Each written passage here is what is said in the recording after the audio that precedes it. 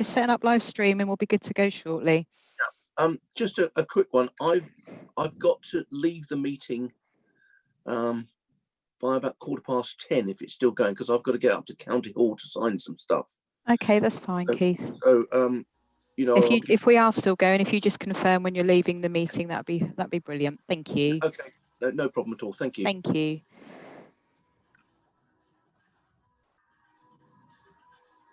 We're now live on YouTube. Brilliant. Thank you very much, Leah.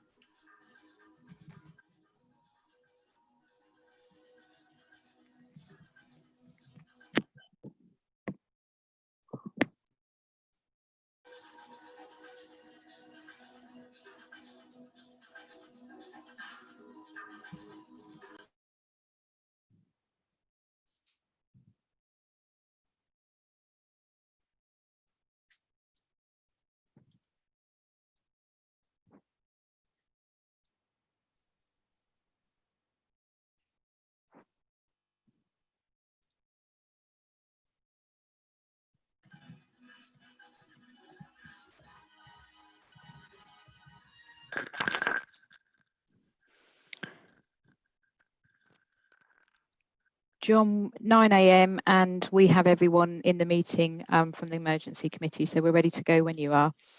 Okay, right. Okay, I haven't quite got it at 9 o'clock, but well, you're not. Just give it another moment if we can, and I've turned down the whole music anyway.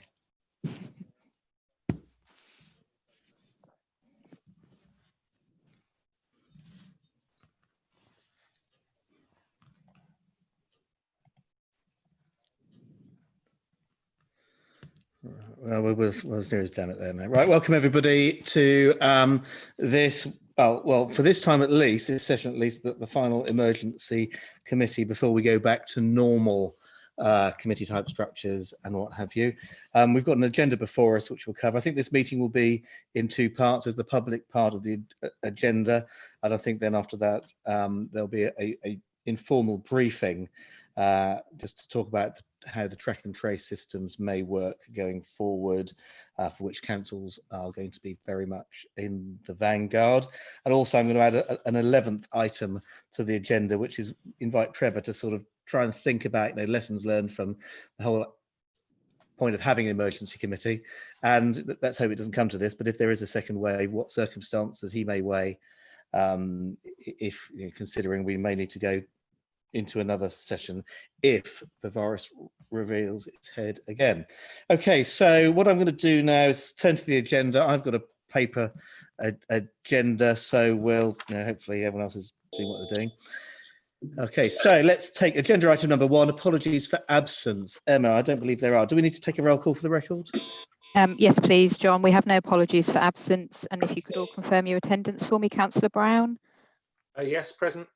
Councillor Edney. I'm here. Councillor Elliott. Present. Councillor Fuller. Yeah, I'm here. Councillor Kiddie. Yes, I'm here.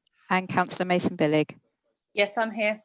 Good. Okay, so we know the drill. Members of the committee have voting rights. Welcome. I'm delighted to see so many other members as well attending, and we're also live on YouTube as well. Welcome to everybody out there on the interweb. No, it really is 9 o'clock. Good. Okay, so no apologies for absence. Items of urgent business. I haven't been apprised of any there, but I understand there are some declarations of interest. Richard Elliott, I believe you have one. Chairman, yes, as the owner of a small bed and breakfast, I'd like to declare an interest in item 8 of the agenda, please. Okay. I don't know if anyone else has got that circumstance. Mikey, Edney, are you in that same boat? Yeah, I was just unmuting. I'd like to declare an interest as I've got a holiday let. Anybody else? Kay, you're indicating. Yes, my husband has a small business, so I ought to declare an interest too. Okay, good. Right. Okay. So, John? yeah. Keith? Sorry, I'm in the same detail. My wife Hold runs on. a business in this. So I don't believe I've got the interest at all, so that's good. Well, excellent. Okay, so we've recorded those. Thank you, Claire. Again, for all members, I'm happy to take comments on Zoom chat. We haven't got Slido this time. Zoom chat has improved, so we'll use that. So confirming the minutes now, held on 22nd of May, seems a long time ago. Are there any points of accuracy? A lot of it is really coming up to, is back on this agenda. So it was a picture rolling exercise for today, with the exception of agreeing the Police and Crime Commissioner. Has anybody anywhere, I'm looking at Zoom chat, got any comments they want to make about the accuracy of those minutes? No, in that case, in due course, I will work with Claire White to sign those as a true and accurate record. Right, now, what I'm going to do, I'm going to alter the order of some of these items on the agenda. I'm going to take the Leisure Services Recovery Plan first, because it is so pivotal to the budget. If we don't agree the recovery plan for leisure, then really we haven't got a budget to agree. So I'm going to take item number 6 first, which is on page 38 of your papers. After that, we'll revert back to the budgets. And then separately, I'll take 7 and 9 together, because again, they predetermine the discretionary grants, which is number 8. So minor tweaks, but otherwise we're going to get the cart before the horse. So with that in mind, if I could just invite members to turn straight to page 38 of your papers, which is the Leisure Services Recovery Plan. I know Simon's going to answer some questions on this, but just by way of introduction and to frame this debate, what is abundantly clear from our interim budget is that the biggest moving part is income in the leisure centres, and certain assumptions have been made about the speed of recovery of leisure income. And I don't really want to talk necessarily about the merits of getting fit or operational details. This is a financial framing report. And I just think it's really important that we understand, can we have confidence in the overarching budgetary assumptions that are made for the leisure service? If, because it's 2/3 of the delta we're looking at. If yes, then I think we can advance to the substantive budget motion with confidence. If not, or if we got some other observations to make to strengthen the report as it sits, well, we need to make those observations now. So with that understood, Simon, it's your report. How confident are you that you can stand up what is essentially a brand new £2.2 million a year business from scratch tomorrow? Bearing in mind some of our assets are still closed. I'm exaggerating for effect, but I think let nobody be under any misapprehensions about the size of the task ahead. Over to you. Thank you, John. Yes, it is a somewhat large task. Do you want me to take you through the report, or just questions? Yeah. Sorry? Yeah, take us through the report. Well, the highlights. I think we've all read it. We don't need to go line by line, but no. So obviously, as you'll appreciate, with the closure of the leisure centres on the 17th of March, obviously there was a massive impact on the leisure income. The majority of us, the staff, were obviously redeployed to help with the help hub and the waste services. So there was a shift of costs associated with that. What we are modelling now on the guidance that we've got from government is that we expect to be able to reopen the gyms and offer classes with effect from the 4th of July, obviously on a much reduced scale, because obviously we need to comply with social distancing, etc. The swimming pools, which are our second largest earner, we are proposing to open those on August, subject to the government guidance. That's our latest intel, is that we'll be able to open them from August, and that's our second largest income, again though with massively reduced levels of occupancy in the pools. You can see in section 5 of the report as well that we did carry out quite an extensive customer survey back in April. We got nearly 1,000 respondents to that.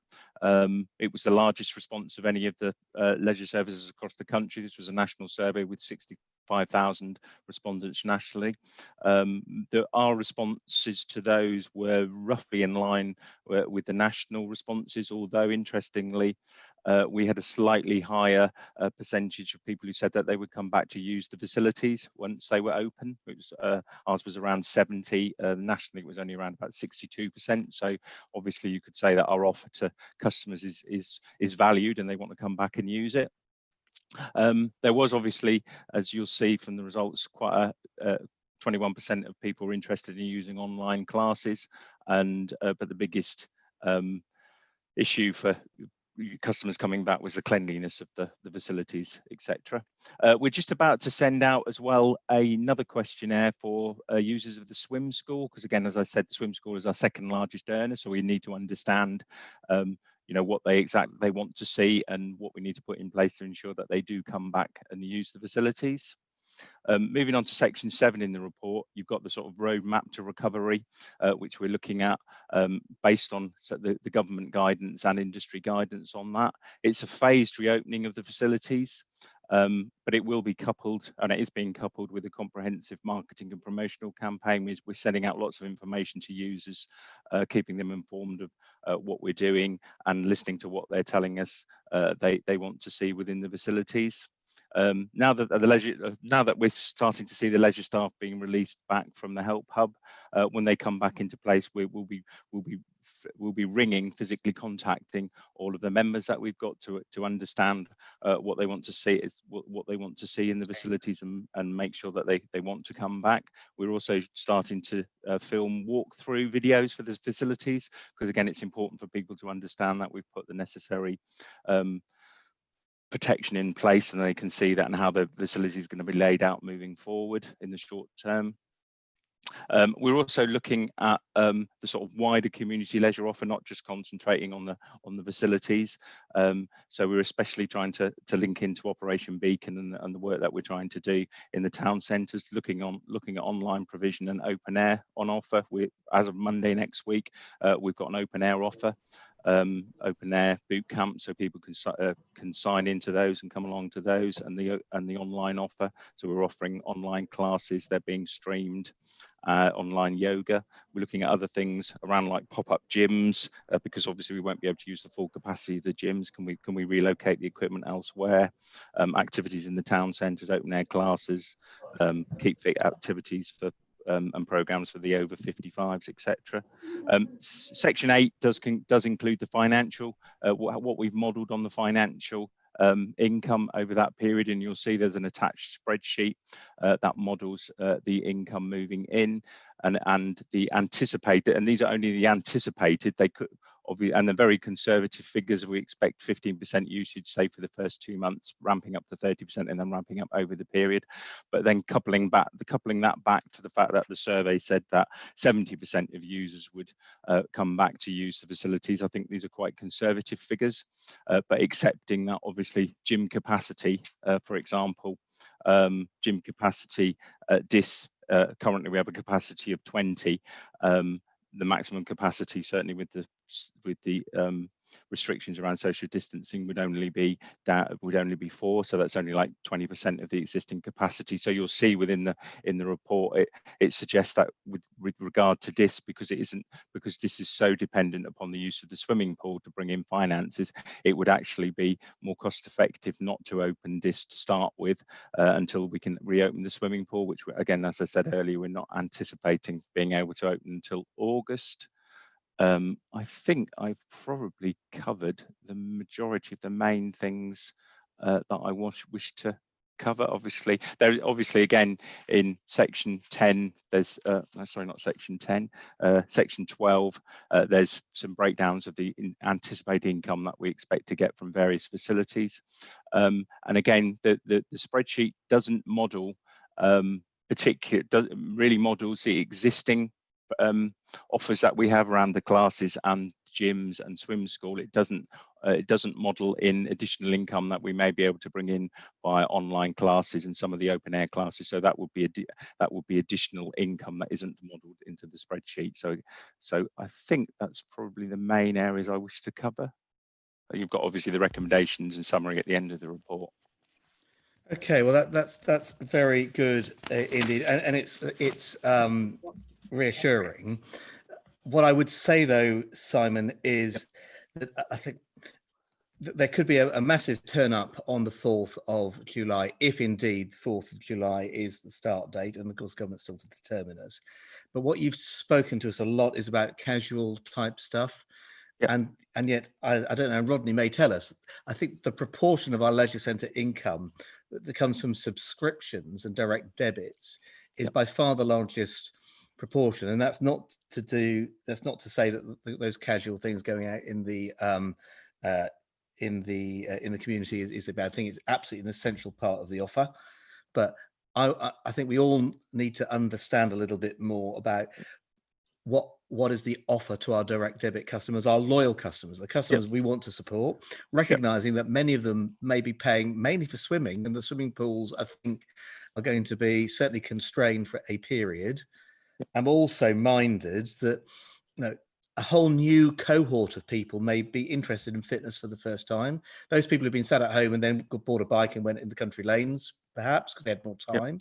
Those people who need to lose a stone, because it is undeniably, the evidence shows us that if you are, especially if you're white, middle class, and a stone overweight, and over 50, you are more likely to succumb if there was a second wave. So I think there's also a public health thing there. Perhaps, you know, and it's in the interest of business to make sure their staff are healthy too. And it may well be that businesses choose, because they want a healthy workforce, come in with us on a subscription type model. I don't know. All I'll say is that what I'm not seeing here in this report, although there's a lot of operational detail, which I think we all welcome, what the commercial outcome is, because I think we need to have total confidence in the commercial prospect, possibly a step up in direct debits rather than just turning on direct debits on day one. What is the offer? Do members have first dibs, say, at some of these boot camps? It's not clear here to me.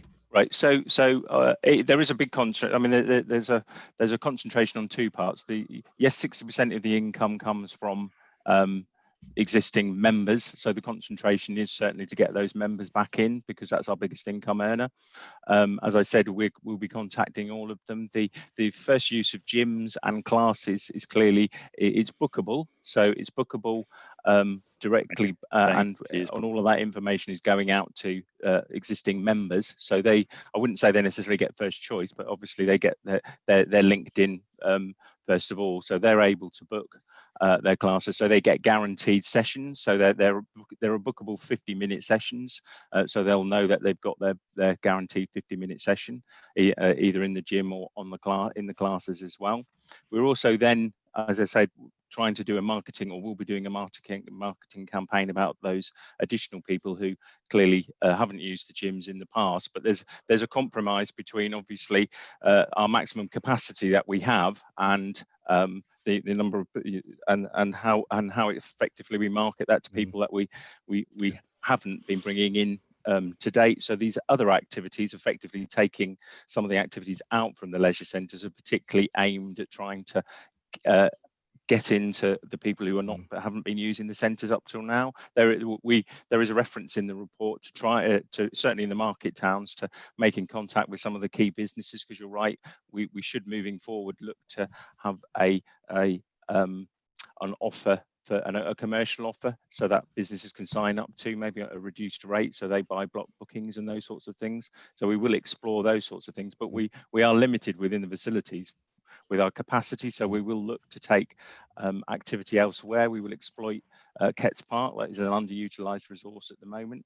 I've said in Diss, if we can't use the Diss Leisure Centre to start with, we're already working with the town team to look to see if we can find an empty premises where we could relocate the gym and have a pop-up gym there with 10, 12 stations in it that we can use in the short term, and then obviously move back into the leisure centre when we're able to. We will look to do, and walking's been one of the main things that people have been doing when they've been off. We will look to do walking clubs and those sorts of things, but they're not massive income earners, because obviously there's lots of other people that do that already and don't charge for it. So while it's important to get people active again, and that will ultimately be a vehicle to get them back into the leisure centres when we're able to open up to full capacity, I'm not expecting something like a walking club necessarily to make a lot of money, but it will get future membership. Good. Okay. Well, I've been looking at the Zoom chat comments, and I know Chris Brown wants to have a go, and then Alison, please. So that's good. Please, Chris. Yeah, thanks very much. Firstly, thank you to the officers for providing this update and report. You know, clearly you're very busy trying to get things back up and running, so it's good to see this. On that quick discussion about finding new customers, that sort of thing, I think we also need to keep in mind there's a lot of people who will still be working from home, who won't be spending hours a day commuting to London or wherever, that might actually want to get out for an hour and do something that they didn't potentially have that time in the past. So there could be significant additional markets there. I think some of the timings sound quite ambitious, you know, getting them up and running on the 4th of July. I've heard other areas where it won't be till near the end of July before centres are open. So, you know, I hope we can reach that, but I think that is quite ambitious. It'll be interesting when Swim England do come out with their guidance in a week or so's time, because I've heard some swimming pools might be opening quite soon, because with the chlorine in the pools, they're determined to be safer, but I'm not sure. I'm not a scientist in that way, but I think it'll be interesting to see that we may be able to open swimming sooner than we currently imagine. You've talked about lots of surveys of our users and residents, and now getting staff back in. I wondered if you've been talking a great deal to staff about their views and about any concerns that they may have in, you know, meeting people face to face, maybe spending long sessions with people, and PPE and all those sorts of things. You know, clearly with our schools going back, teachers have got lots of concerns, and, you know, teachers may be pregnant or whatever and haven't gone back for those reasons. We may well have similar situations with our staff and have difficulty getting the required staff back in ourselves, and we need to be very cognizant of their concerns in that. So I wondered if you'd had any feedback from staff about this. Right, I'll answer those questions. I can categorically guarantee if it's the 4th of July, Leisure Centre can open, we will be open on the 4th of July. We're planning now, we're rejigging the gyms now. I was in Wyndham Leisure Centre yesterday and the kit's being moved around, the screens are being put up, etc., etc. So we will I can categorically guarantee we will open on the 4th of July. So all the staff have been fully engaged in all of the risk assessments and all of the planning for opening of the leisure centres. Obviously, we've had some staff that have been shielded and those sorts of things, so they've not been even helping with the help hub, etc. But they've been all fully engaged. They're all happy to come back in place. All the risk assessments have done, all the PPEs in place, etc., etc. So we're all geared up to open on the 4th of July. So everything is in place for that. Okay, Alison. Thank you, Simon, for the report. I just wondered if you could tell us how you've been contacting your members, because certainly I'm aware of some of the members of the Leisure Centre that haven't had any contact or communication from you since their membership was put on hold when we first went into lockdown. Right, yeah. To start with, all of the members were contacted via email. So there was an issue, actually, to be fair, that some of the members where we didn't have email addresses, they may have not been contacted. So they've all been written to now. I made the start. Obviously, we had a reduced number of staff, but once we've got some stuff, so we've written to every single one. We've been sending emails out to those that we've got the emails. We're also asking in the letter for people to supply their email addresses, because it's much easier to email people out. We've also been putting quite a lot of information out on social media, but again, accepting not everyone has been on social media. Okay. The feedback we did get again from the questionnaire, there was a question in the questionnaire about people feeling, you know, were we communicating adequately with them, and the majority of people did say yes, but I accept that there were some that were probably missed where we didn't have emails, so we've written out to everybody now, and as I said, we will be okay. Can I just say then, I think you need to double check that, because we've got members in this household and we haven't had communication. All right, well, I'll check that, because I did instruct all the staff. I'm just questioning whether we're just a blip, but if we're not, then there are other people that you've missed. And I think certainly we want to be engaging. My other question was, when you're talking about doing online classes, obviously some of the private leisure providers have been doing online classes right from the beginning. So I wondered how you think we're going to break into a market which has been established for some length of time. What are we going to do to kind of catch up, so to speak? We were offering some online right from the beginning as well, but that was all free. And you're right that it is a full market, and there are some organisations that only concentrate on online. But the main selling point with online is having and one of the feedbacks from the questionnaire again was a lot of people like their particular instructor. They make a relationship with their particular instructor. So around the classes, we brought in most of the popular instructors to run those classes, and they've been the more popular ones. To begin, I must say at the moment it's quite early stages, and they're developing up. But as the message gets out, then we expect more people to sign up to them. But our key selling point is, I think, is the instructors that people are used to, and they're signing up for those. But Good that's stuff, all right. around marketing. Okay, and the personal trainer offer, Yep. clearly it would be feasible for personal trainers to particularly do a one-to-one session with somebody with adequate social distancing. Is that something that you're going to try and increase? Yes, yeah, we are looking at that now. The main issue with the personal trainers is quite a lot of the personal trainers that we've been using are private personal trainers. They're not necessarily with our staff, so they're not our staff. They're staff that we would buy in. So there's a compromise between the cost that we can charge and the cost that we have to pay the instructors ourselves. But we're ramping that up as the our own staff start to come back from the Help Hub. Okay, right, guys. No, I think it's really important we understand. Thank you for that, Alison and Simon. It's really important we understand the purpose of this report. I think the purpose of this report is not to debate the detail of the operational stand-up of the leisure service. It's the purpose of this report is to say, is the general plan of attack here is it credible, and can it be used to underpin the budget? So I'm approaching this without dismissing the operational details. This is about, can we be confident that the leisure centre is going to perform financially? Because if not, then we can't go forward on the budget paper next. So if we can just talk to Vivian quickly, but please frame your comments in that respect, and then I'm going to come to Jamie Sutterby, and then we'll come to a conclusion. Thank you, Chair. Yes, I exactly had that in mind. I wanted to know the difference in income from an online class compared to a face-to-face, and what the mechanism is. And then at what point would the centres become no longer viable if distancing continues? Because clearly there's a huge loss of income when distancing is there. Thank you. An online class at the moment, we're charging £3.50 for. A face-to-face class is £5.50. So that's the difference.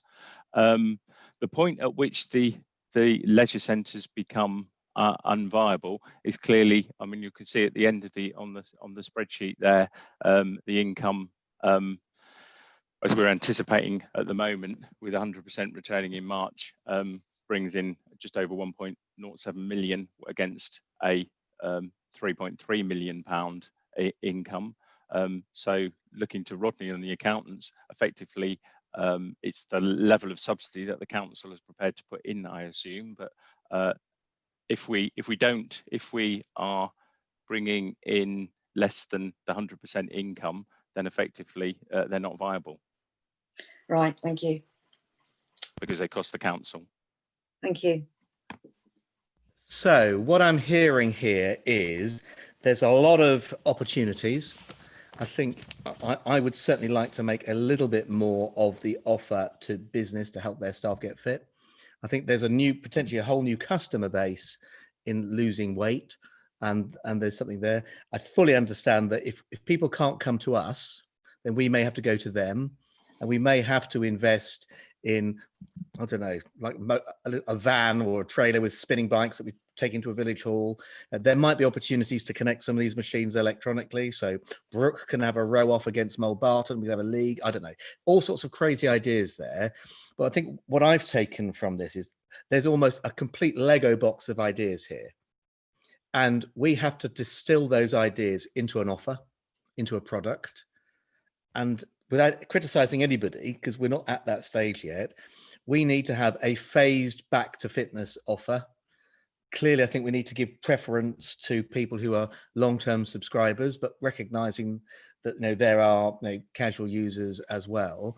Is there an opportunity to have a seasonal set of classes, on weight loss or whatever?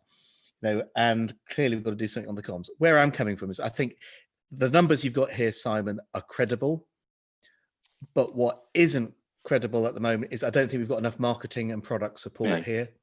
And I think that if we're to hinge our budget on this, we need to really help you strengthen the marketing offer. That's not to undermine your key role, Simon, in the operations and the shift management and everything else. But we've got to we've got to invest in there for clarity, because at the moment I'm not exactly clear what the offer is on the 1st of July, and that is less than a month away. And I challenge anybody on this call to understand truly what the offer, the 4th of July offer is. And we must be clear on that next week. So Jamie, you're ultimately the director here. Can I come to you to respond to, I didn't mean to be aggressive there, but I think it's the challenge that we all need to have. We need to have an offer for the 4th of July, the 4th of August, the 4th of September, which is potentially summer months, and then how we might go into the winter. To you. I agree, John. Thank you. And I think I'd echo your point. I think the finances as presented are credible. I think we do need to do some more work on involving some of those areas where we've got ideas that need to be formed into proper products. That's being undertaken at pace. And I agree there's more work to be done in terms of the pricing and marketing strategy. Again, we're working with the comms team and Hannah on, and how it aligns also to our confidence messages in terms of people coming back into market towns. So yeah, and also everything you said, I think the biggest risk for me is about the variability of government advice and guidance, and obviously it's something we need to follow and take credence of. We work on those assumptions and those parameters at the moment. I think they will be the biggest risk in terms of affecting our financial projections going forward. The rest is in our control though. So good. So if I now turn to page 41 on the agenda paper, ladies and gentlemen, we've got some recommendations, and they're in paragraph 14. It's endorsed a roadmap for reopening the leisure centres. I think, yes, but I think we need some more professional help. I think that's conceded by everybody, and and clarity over the offer and the pace of offer. And dare I say it also, I think if we just turn in on page 1 to, on day 1 to just dialing up to 30 quid a month or whatever the fee was, we're going to lose a whole load of people because we're not offering that sort of value. So there's a step up plan. I think we can note the impact of the closures. I know we haven't really touched on the closure of DIS. I don't think that's a choice. I think that's sort of mandated by government. So I think rather than agree, I think we've just got to note that the government guidance is. And meanwhile, I think we need to recognise that we've got to try and work alternative provision there. And I know you're doing that, but not just DIS, but we've got to think about other ways as well. I would like to put to the new commercialisation committee, which is in due course to be created, at later on in this agenda, some responsibility to working with officers to refine that commercial offer. I think that's going to be really important. So with those things understood, and with probably adding little d, Claire, if we can, to have much more sort of professional support, marketing support, to really boost the marketing effort there. Are we happy with those recommendations? And well done, guys. Simon, I know to a certain extent, please don't take any implied criticism. No. Your people in the leisure team have provided an invaluable resource of qualified DBS trained people who have been instrumental and pivotal in our humanitarian effort. Thank you. Yeah. And I think that just has to be recognised and put on the record. And so there we are. Kay has just put her hand up briefly, Kay, because I'm conscious we'll be on time.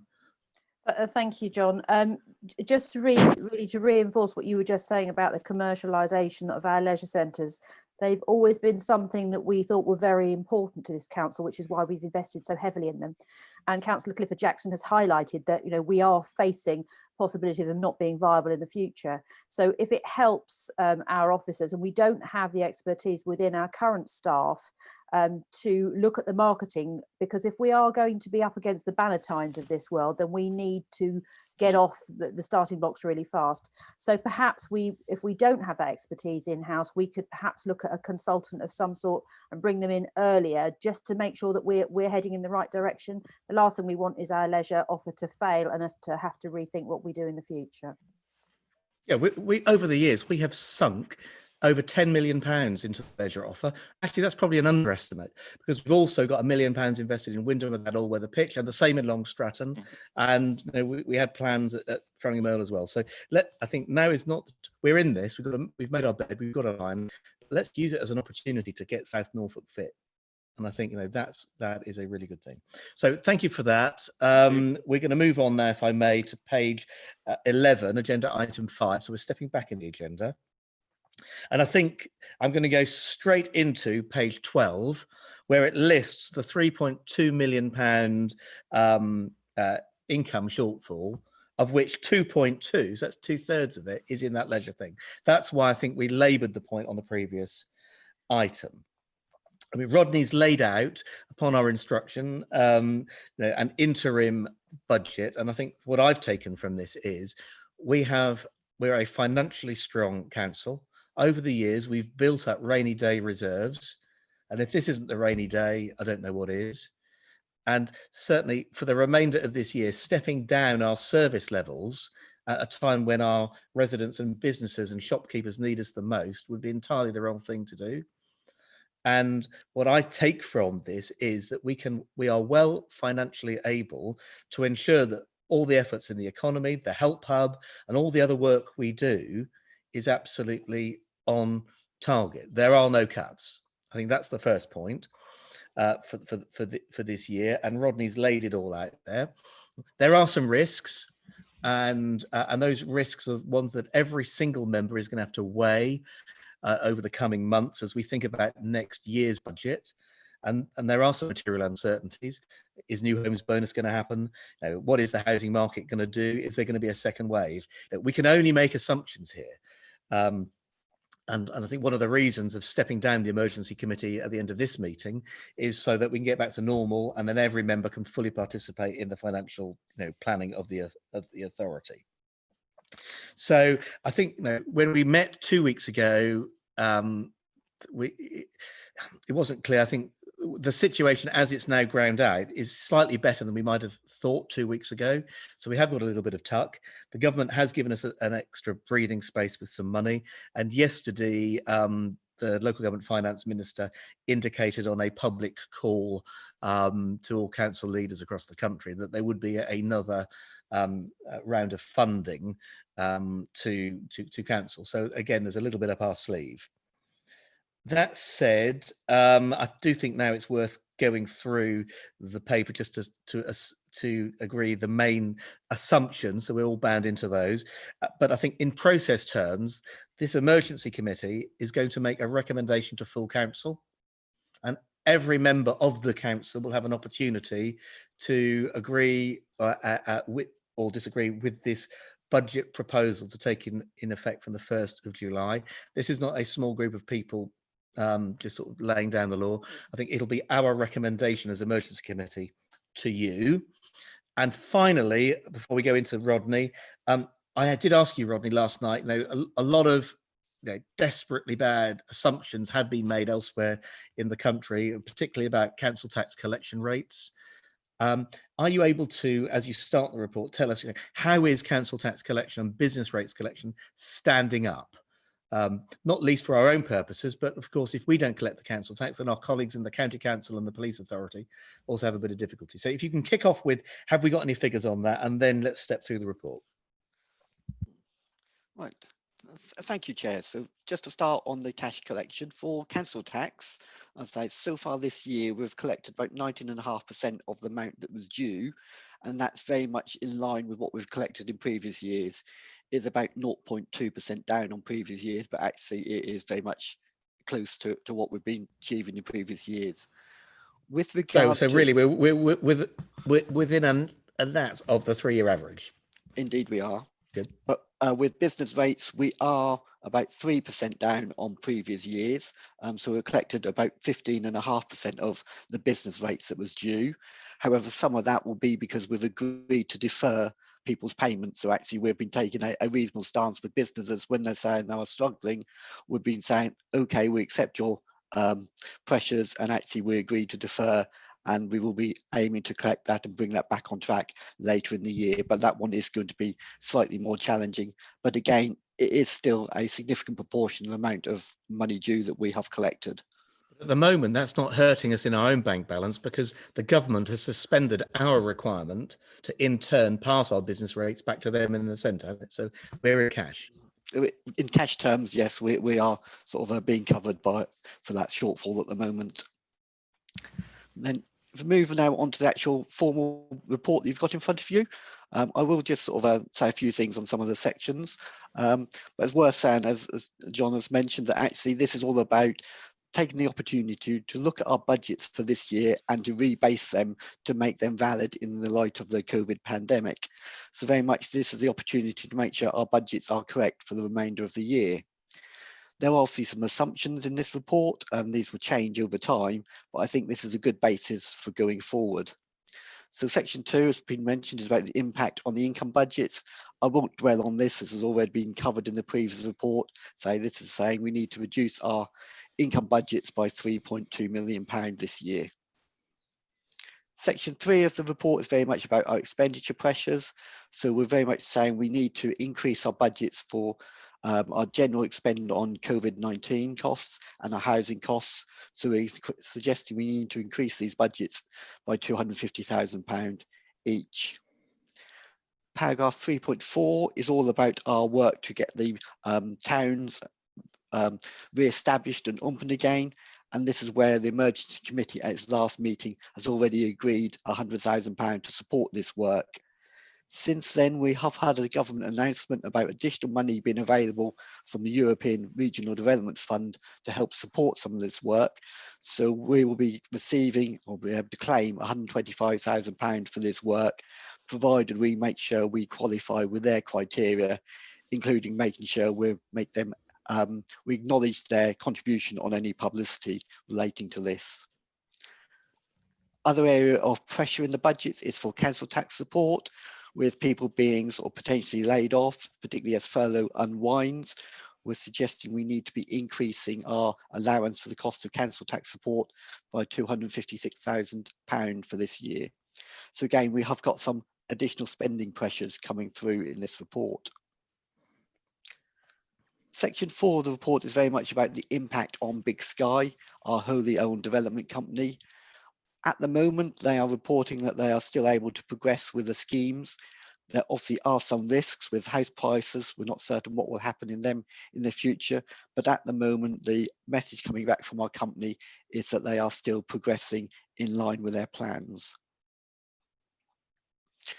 We've also got some additional requests for funding in this report, in particular about hardship. So we are expecting to have to put some more money aside to support the £150 reduction in council tax support. So we'll be asking members to agree an extra £100,000 to cover this additional cost. And the other area where we think there's going to be an increased pressure in the next coming months is about our discretionary housing payments. So this is where we help people out short term, if necessary, to cover their rents and to help them stay in their properties until they find suitable alternative accommodation. The government does give us money towards this, so they offer us £205,000 for the year. However, we think this could increase, and therefore we're asking members to allow us to spend another £50,000 on top of the DWP allowance. Then very much might say impact on the capital budget, which is section 6 of the report. So we have gone through and looked at our capital programme to make sure it's still robust. And I can report back that yes, we still believe we are able to deliver the capital programme as previously agreed by members in February. Section 7 of the report then... Right, can I just stop? Right, okay. Let's just pause at that point, because if you like, when we look at the medium term, we're sort of straying into future years, and I don't want to gloss over that, but I know that Terry Laidlaw has just asked a question, so let's take that question there, because it's entirely possible that the answer to Terry's question may sort of lead us to question whether the MTFS is right. So let's one step at a time. To you, Terry. Thank you, Chairman. I recognise all these numbers are, of course, are best estimates, but just for accuracy and cross-referencing reports, I noticed in the financial report that leisure facilities income is down 2247. That's on page 6. But in the recent report we just had from Simon, the income he's estimating is down 2300, which is on page whatever of the report, 43. That's a difference of around 53,000. So I think, you know, we should have accuracy across the reports, even though they are, of course, all estimates. Thank you. I'll just take that as a comment. I don't think it needs to be answered, but yeah, but thank you. The point is accepted, I think. But we're all feeling our way on this.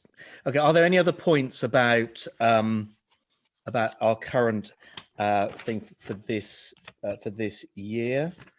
Okay, no, let's move on then. Oh, sorry, Chris Brown, and then we'll move on to that.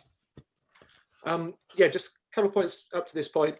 Firstly, had a detailed briefing, myself and Terry Laidlaw, from officers. So thank you for the officers taking us through the detail of this. Good to hear the comment that there could be another tranche of government funding coming to district councils. I hope the leaders taking that through to government at every opportunity to see if central government can actually help all local authorities reduce the deficits that they're going to be experiencing. On section 3.2 about the emergency response, additional costs of ensuring all homeless persons are provided with safe accommodation. Clearly there is an additional cost there, and we understand why that's needed, and I believe that's a really good long-term investment in making sure we actually improve the performance, which is a long-term aim of the local authority, to improve our performance on homelessness and reducing street homelessness. And I think we need to do everything we can to ensure that is continued, and that we try and make sure the good work that's happened in the last couple of months in that area is continued, and we don't just forget about that.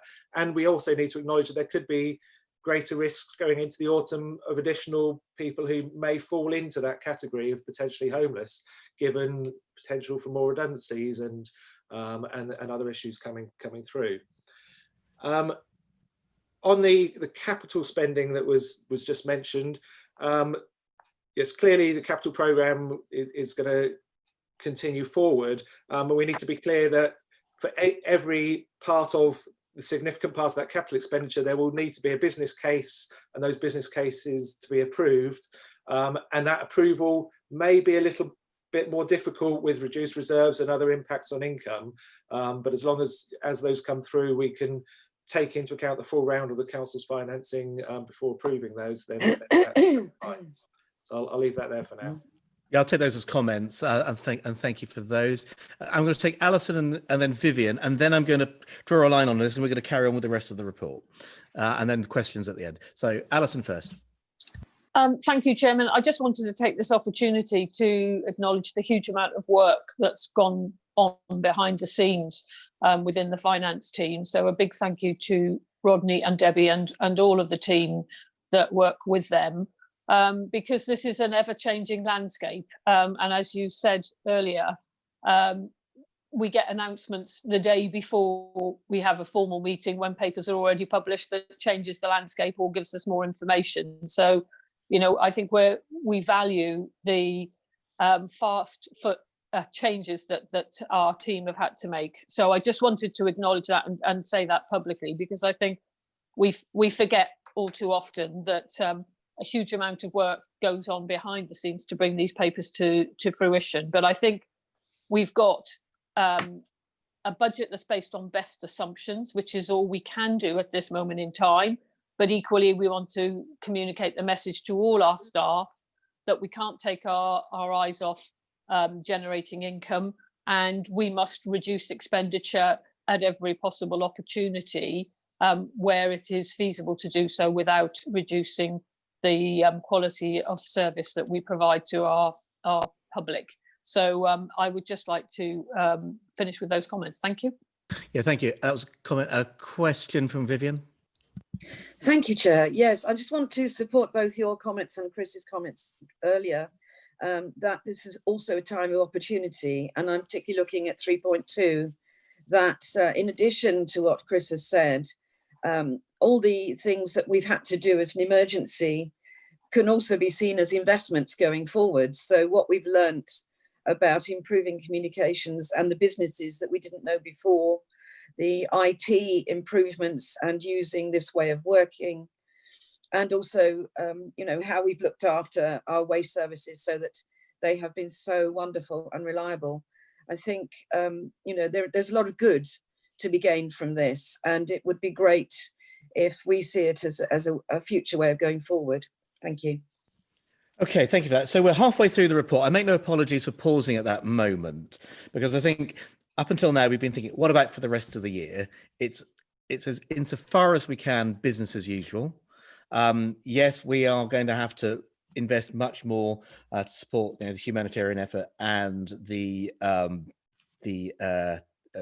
standing up the business thing. We're not totally. Are all these assumptions going to be spot on? Of course they're not. But are they the best guess? Absolutely, they are. We've just got to keep our eyes on this. That's for this year. But what does next year look like? And to a certain extent, you know, next year I think is where we're going to have to do some heavy lifting. Rodney. Thank you very much. So this is section 7 of the report. So we did a medium-term financial strategy in February 20 as part of setting the budgets, and obviously a lot has changed since then. So our original position was that actually, yes, for the current year, for 2021, we're actually going to be adding to reserves by about £1.8 million, and then in future years having a small funding gap of somewhere between £500,000 and sort of £900,000. We've now updated our assumptions, and this is where it's shown in paragraph 7.6. So this year, rather than adding to reserves, we're now expecting we'll need to draw from reserves of £703,000, and our future funding gap has increased to sort of in the region of £1 million in future years. So as you can see, that's the difference between where we were originally and where we are now, which is explained in paragraph 7.7 in the table there. So very much the key points from our medium-term financial strategy update is this year, rather than adding to reserves, we will need to draw from reserves. So actually, this represents a net worsening of the position by about £3.8 million. Obviously, that's a large sum of money, but as sort of the Councillor Fuller has mentioned, we have got rainy day monies and we can afford to cover some of this in short term from our reserves, but we will need to look longer term to how to address the longer term funding issues and the shortfall. I would just like to caveat some of the figures in this though, in that in future years, we're not certain how much government money we'll be getting. At the moment, we're very much on an annual funding basis. We are looking forward to future certainty about the level of grants we were getting from government. So the figures could be better than this for our funding, but until we get the financial announcements later in the year, we're not certain. Did you just want me to pause there? Yeah, I think this is so. Really, it comes down to me. Let's pin the tail on the donkey here. Paragraph 7.8. We are going to be, the plan at the moment is we're going to draw £2.4 million worth of money out of reserves over the next 2 years. That's still a significant sum of money. And look at paragraph 7.7. It's entirely predicated on reversing back that lost income in leisure centres. I want to make no bones about it. The leisure centre income is crucial. If we do not bounce back quickly on that, and I'm confident that we've got a team that is really going to focus on this, we are going to look at a much, if that 3.2 million on paragraph 7.7, you can probably see it sort of shining like a Christmas tree there. If that is a similar number next year, then we are really in a muddle. Now, that's why we need a whole council effort on this. And the consequences of not bouncing back quickly are, the work we're so proud of in our help hub, that would be at risk potentially. So it really is it's an important thing. And of course, we've also, in addition, got additional cost pressures from recycling because the value of the stuff in the green bin isn't worth so much. Now, that's a really big thing. So we're not out of the woods. I do not want people to leave this meeting with a sense of complacency just because we're raiding the piggy bank this year. Next year, in my judgment, is going to be quite tricky, and we're still not out of the woods yet on things like business rates reset, which is worth £1.5 million to us. New homes bonus, I know there is some new homes bonus money in here, but there's potentially another £1 million light there. The combination of new homes bonus, business rates reset, and not bouncing back in the leisure centres could see that £1.7 million shortfall be north of 4 million next year if we're not careful. That's the risks we're taking at the moment. But having said that, to Vivian's point, am I talking in London? Yes, I had a personal conversation with the local government finance minister yesterday.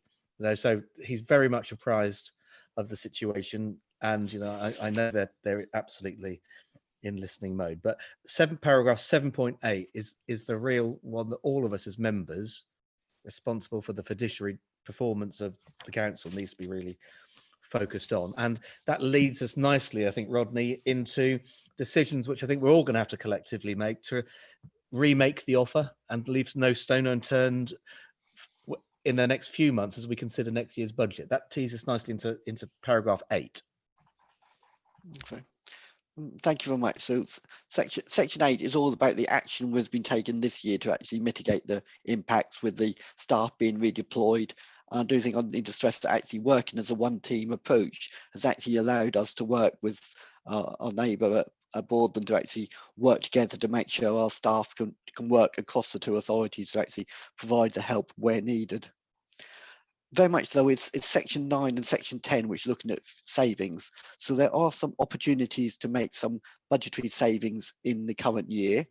These aren't going to be affecting the service quality because very much this is about holding vacancies, and actually we've had some vacancies at the start of the year, so we can actually take those as savings, as in we haven't had a few members of staff in post for sort of April, May, June, and therefore there is a financial saving which will offset some of the cost pressures. We are saying there'll be some posts frozen for a couple more months, but some of these are very much where we're thinking actually there's no need to recruit these until business picks up again. So very much this again, a manageable saving without impacting on service.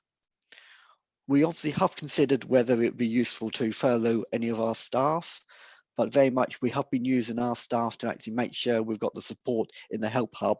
So we haven't furloughed any staff, and we're not proposing to in the medium term. But as part of this, we have now started with new ways of working for the organisation. Actually, people are getting used to working from home, actually, and we are travelling less. So there are some opportunities. There's potentially a one-off saving this year on the training budgets, where in the first few months of the year, people haven't been able to go on training courses, and they have been doing more online training. And indeed, travel and subsistence, we've been doing a lot less travel over the past few months. And we're thinking that going forward, there's an opportunity to look at the way we work and actually make sure that actually we have more Zoom meetings, more sort of online meetings in order to actually reduce our travel costs and also to improve the environment. Also mentioned that actually we need to start looking at a longer term about what we're going to do for accommodation costs. Accommodation is a big cost for the council. With more and more people working from home, are there opportunities in the medium term? And that's very much brings us on to these longer term savings. As Councillor Fuller's mentioned, we have got some potential financial pressures coming down the road, particularly if the leisure income doesn't pick up quickly. So very much this is a starting point to say these are some of the longer term areas we may wish to look at as part of setting the 21-22 budget later in the year. And with that, I shall pause for question and comment. Right, yeah. Alison, you're going to come in at this stage. Thank you, Chairman. I just wanted to acknowledge the suggestion in 9.13 around holding back from furloughing leisure centre staff. I think given the conversation that we've had through this meeting and the acknowledgement that bringing the leisure offer back up to speed and meeting that £2 million shortfall is key to balancing the budget, not just this year, but in years to come. So I totally support the suggestion there that actually we need to keep our leisure staff fully occupied, working on the things that we've discussed earlier in the meeting. So I just wanted to lend my support to that suggestion. Thank you. Good. Okay. So where we are in item 10, discretionary services and optimizing income. I think this is the work that I think, and perhaps our recommendations to council need to recommend this right at the end. Each of these items needs to be passed back to the policy committee, the respective policy committee, to try and reimagine what we're doing in our service areas, so that every single member isn't just sort of saying right at the end, well, here's a budget workshop, do you turn up, yes or no, and it's going to happen anyway. No. This is absolutely about each and every one of us thinking about how we need to remake the council to, as somebody else earlier said, not handing back some of the gains made, because that would be a real disappointment, but and recognizing that we've got to ensure that the state is there when it's needed for those people who need it the most. That's it. But we can only do that from a position of financial strength. Chris. Yeah, thank you, Chair. To your comment around section 7.8 and the significant impact this year and particularly next year and the challenges we'll have with the budget, I'd just like to assure you that having worked through the emergency committee over the last few months, myself and my colleagues, we're determined that we will continue to work across the council with you and with colleagues to review and consider and challenge and ensure that we come up with the best possible options going forward for the future budgets. So from this autumn, we certainly like to be as closely involved as possible in determining budgets for the future years, because clearly there are going to be challenges. I'd also like to note that clearly we have our reserves, and this is the appropriate time to be using those reserves. We're in that fortunate position that I know other nearby local authorities aren't in that position, and this is exactly what they're there for. So certainly supports the use of reserves in this way. You mentioned section 10, the long-term savings plans and the discretionary services that are listed there. They are discretionary services, but clearly many of them are actually very beneficial in terms of cost savings. They are not just a draw on our funds, they are actually an investment to ensure long-term savings of costs. So any changes in many of those, we would have to be absolutely clear what the long-term impacts could be on our costs, and make sure that they're not just short-term savings, that we actually consider long-term impacts of those. That's all for the moment. I think I speak for all members, so we're very grateful for your cooperation on this.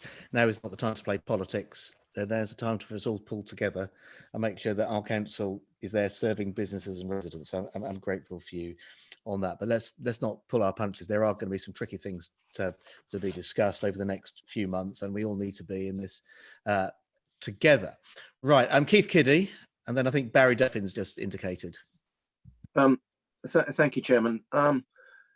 I have got to go on an appointment in Norwich shortly, so I'm going to have to leave the meeting. I just want to say I do support all that you said about the deployment of reserves. So thank you for that, Chairman. I'm sorry, transmission ends. Thank you for that. So we're one down because you're a voting member, but there we are. Barry Duffin, and then we'll come to a conclusion. If you could, oh, he's gone now. Anyway, there we are. Good. Barry, you're muted. Sorry, John. I just wanted to say, I think we should all take note this morning. It's how well this council has been run by the Conservatives that has given those reserves. There was a time when there were very little reserves, when we were not in power, and the family silver was sold.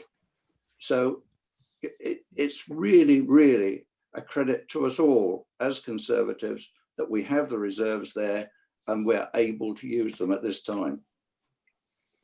Well, thank you for that. Look, let's look forward, not back. But I'm grateful for the comment you made. So, we're just, if we can just, ladies and gentlemen, note Appendix 1, which explains why the capital budget is there, and the numbers on the medium-term financial plan, including non-recurring adjustments and one-offs and what have you. I'm comfortable that this is well within affordable limits. We're going to stand up our level of service. We've had the hint of additional support from government, although because Rodney, quite properly, his glass is half empty. He hasn't taken that into account yet. But I think members, we can say there's a little bit of tuck there. And I think so, but nevertheless, we're not out of the woods. So just before we go to the recommendations, I'm conscious that Trevor Holton hasn't really had a word in edgeways yet, but he's the guy who's got to deliver all this via our staff. Trevor, did you just want to make a comment, and then I will go to Emma to do a roll call on how we're going to vote on this? Chairman, yeah, thanks very much. Really, to build on some of the comments that have been made before, we are in challenging times. There's a lot of work that's gone into producing this, and I think this is a report that members can pick up your point earlier, John, take with confidence. The point was made around estimates and the like. There's a lot of work gone into these. There's only one common factor with all financial estimates: they're inevitably going to be wrong.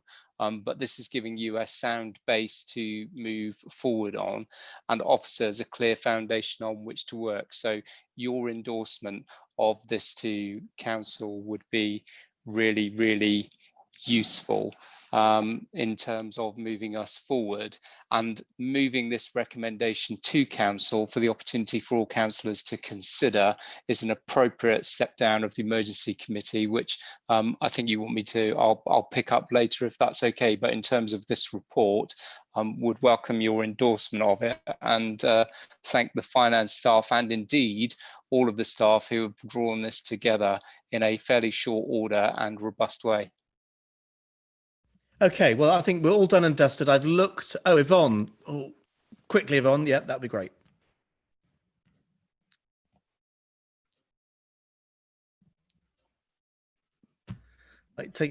Sorry, John, it took me a while to unmute. I just wanted to say a big thank you as well to everyone. I think the staff have responded absolutely brilliantly through this. The people that I work with in the help area have been brilliant, and also the leisure staff in the way they've stepped up to everything they've been asked to do throughout this.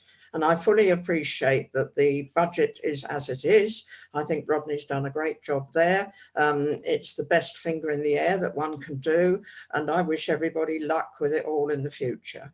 But I just wanted to put my thanks on record too, please. Thank you. And I think we're all grateful for that. I think you speak for everyone there. So here we go. So Claire, how do we want to do this? Or I was going to say Leah for a minute. It's not Leah, it's Emma. Going back in time. How do we want to do this? I think we can probably take them all as block A to E, unless anybody wants to object. Right, so let's do that. Come on, Emma. How are we going to do it? Okay, yeah, we'll take them on block recommendations 1A through to E. And if you can let me know for or against, please. Councillor Brown? For. Councillor Edney? For. Councillor Elliott? For. Councillor Fuller? For. And Councillor Mason-Billig? For. Good. And do we need a vote on noting agenda item 2? Show of hands will be fine, Chair, for that one. Carried. Thank you. Good. Thank you for that. Right. Thank you. Well done, everyone. That's a really good basis to go forward. It's not a radical change what we're doing. It's an evolution of what we all agreed together in February. But we've now got fiscal clarity going forward. And I think fiscal clarity is what we need so that officers don't need to hold back. We can get on doing the job which we've been elected to do. Right. Okay. I'm now going to go to the economic recovery plan, which is a verbal update from TIG, and this is sort of elided with the discretionary grants scheme on page 44. So you can have page 44 in in front of you, please, ladies and gentlemen. And then Tig, you're going to give us a bit of verbals, and then we'll go straight into agenda item 8. So take the two together. Ryan, thanks, Chair. Yeah, I'll just start, if I can start at what we're sort of informally referring to as Operation Beacon. So in terms of the work that we're doing with market towns and high streets, that's coming together really well. The quite detailed town plans, town centre plans that we're making in collaboration with the town and parish councils and with the County Council, the Highways Authority, are either finalised or very close to being finalised. So that's been a really useful piece of work that we've done between us all. I've been part of some of the walkarounds that have gone on in some of the market towns in terms of identifying where we might want to make changes to some of the streets and how we might beautify some of the open spaces and make some changes to those, keeping in mind social distancing.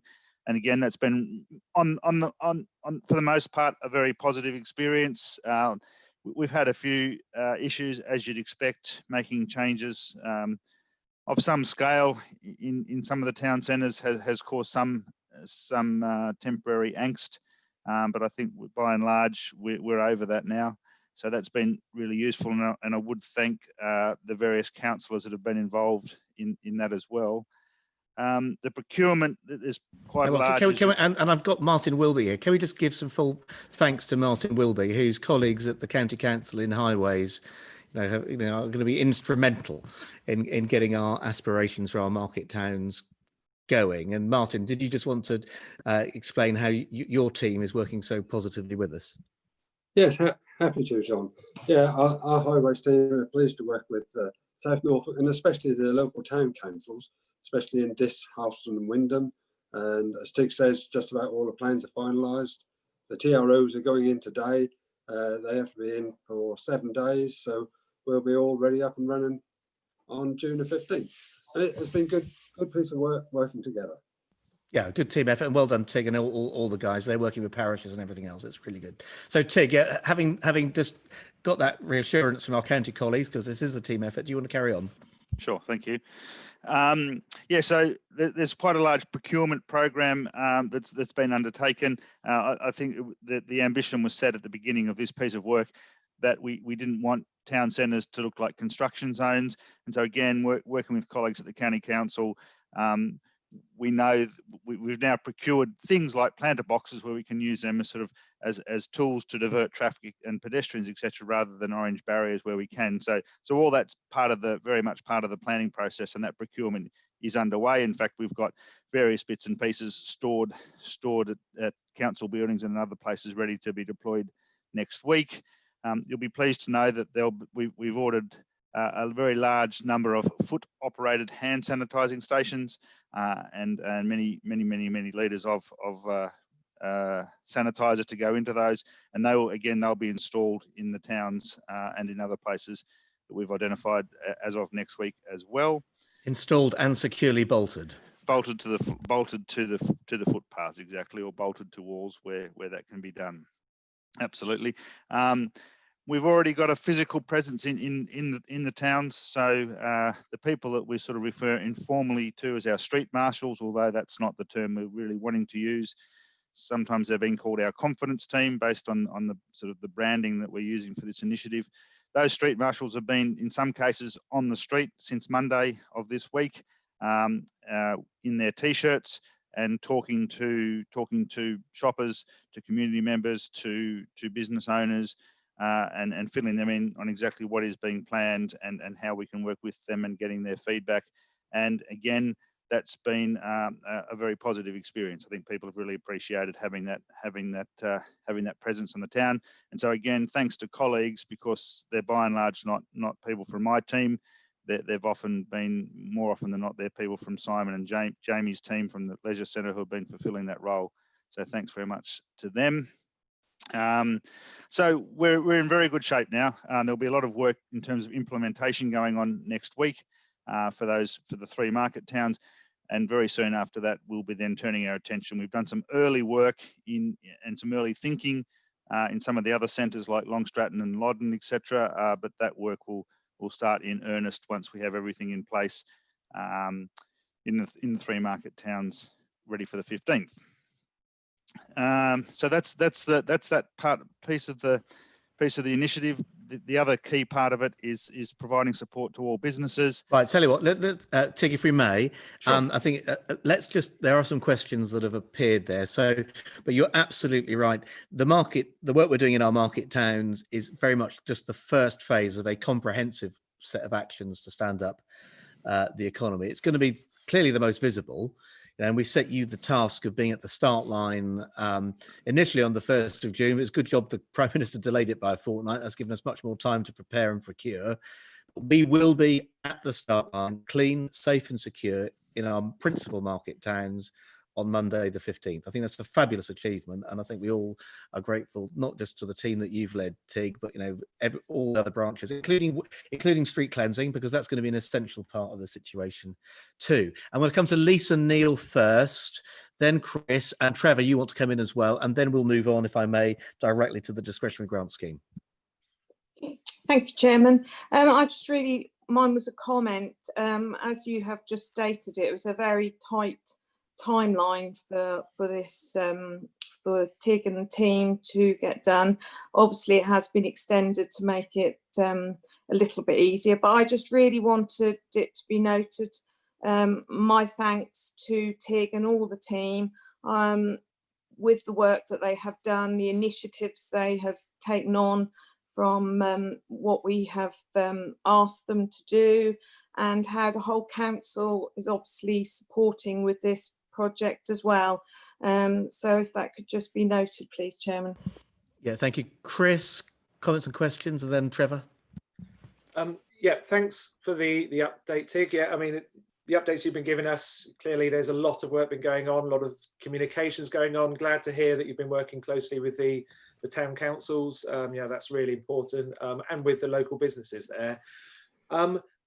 I was wondering really, what can we expect to see on the 15th? And you indicated there have been some slight difficulties. I mean, is everything going to be there on the 15th? Or could it be that, I don't know, some barriers and things may not arrive until later, and that actually it will be a couple of weeks before we're 100% up and running? I just wondered if there was any sort of indications that not everything will be there on the 15th. Sure. Thanks, Chris. So what you can be absolutely assured of is that all the measures that are needed to be put in place to maintain safety and social distancing will absolutely be in place by the 15th. It may look slightly different from town to town on the 15th. So, for example, in Halston, there's an absolute desire from the community, and largely being led by the community, to perhaps go slightly further than what some of the other towns are wanting to do at this stage. And so there will be sort of a greater number of street closures, or traffic restrictions, I should say, in Halston, as well as using some of that public realm space to actually set up to fill it with things like planter boxes, picnic tables and chairs, etc. And that's sort of very, very much part of Halston's ambition. In the other towns, we're taking a bit more of a gradual approach. So absolutely, all the safety equipment and signage, social distancing, pedestrian one-ways, etc., will all be in place, and we'll just continue to monitor that, and that may well evolve. What we will do in each of the towns, though, is ensure that we just don't see a great long line of orange plastic barriers. They will be needed in some places, but there'll probably be slightly more of that in some towns than in others, but we'll continue to monitor it, and it will evolve. Good. Okay, Trevor. John, thank you. I was just picking up on the point that I think you already made. That this isn't about a sticking plaster to get us through a difficult situation. This is a real opportunity to reimagine and rethink how we invigorate and how we deliver in our market towns, and how we engage with our businesses in the broader sense, not just those on the high street, to really drive and deliver a sustained the economy. There's work going on in the background around the number of people who are furloughed throughout the county and within our own districts, to make sure that actually, as redundancies start to play through, we are in as strong and robust position as we possibly can to support businesses where we can, to make sure our high streets are as vibrant as they can, and make sure that the Norfolk's pound is spent largely in Norfolk. So I guess my cautionary note was, don't see this as a temporary fix for a problem.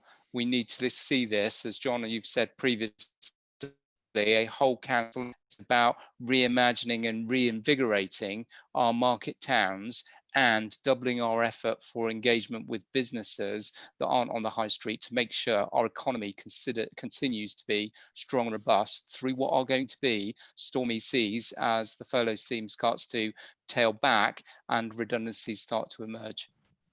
Yeah, thank you for that. And I think you tee up the next item, really, going to the discretionary grant scheme. I do not want the impression to be formed that all we're doing is sorting out in the first wave, sort of 3 market towns and everyone else can go hang. Nothing could be further from the truth. Every single business, we're going to have something for every single business. We're going to try and save 1 job at a time. And yes, whilst the Market Towns initiative may be the most visible, and let's be clear, this is being delivered at no cost to those towns. We are absorbing all those costs and stewarding and marshalling and everything else. I think it's a real investment in our local retail economy. But we have pubs and shops and restaurants and businesses in industrial estates and high streets and byways all the way through the district. And we must step up again, notwithstanding we've already distributed £27 million of money direct to these businesses. There's another opportunity to go further and beyond with a discretionary grants scheme that helps those difficult cases that just missed out last time, but also keeps a little bit of gas in the tank for pubs and restaurants, because they're not opened yet and we need to make sure that they're supported as well, not just on the 15th of June, but on the 4th of July. So we've got some money on, and now turning to page 44, Tig, and you've sort of been crafting this in addition to getting your boots on in the towns. Do you want to lead us through our proposals for how the discretionary grant scheme is going to work? John, can I just come in before Tig starts on this item? Because Richard declared an interest at the start of the meeting that he said was a pecuniary interest. So I will need to put Richard in the waiting room. I just wanted to clarify with Michael and Kay whether what their interest is. We need a quorum of 3 to vote on this.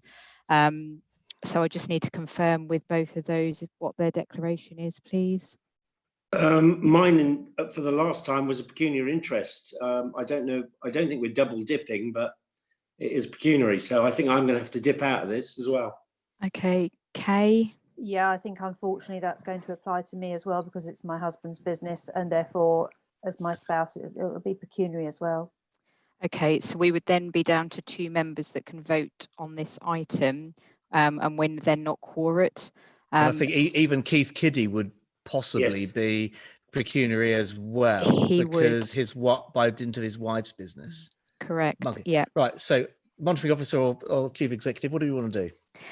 We can award a dispensation for members to be able to vote and discuss this item. Trevor, would you be comfortable with that? Chairman, I think in terms of the circumstances and the fact that actually we need the guidance in place in order to get on with the distribution of these grants, I would suggest that a dispensation is granted to allow the decision to be taken, but the decision is taken subject to the formal agreement of the dispensation through the normal process, which would be down to Emma to make contact with the right process to enable that to happen. So I would grant the dispensation subject to that retrospective approval and allow the debate to happen so that the decision can be taken.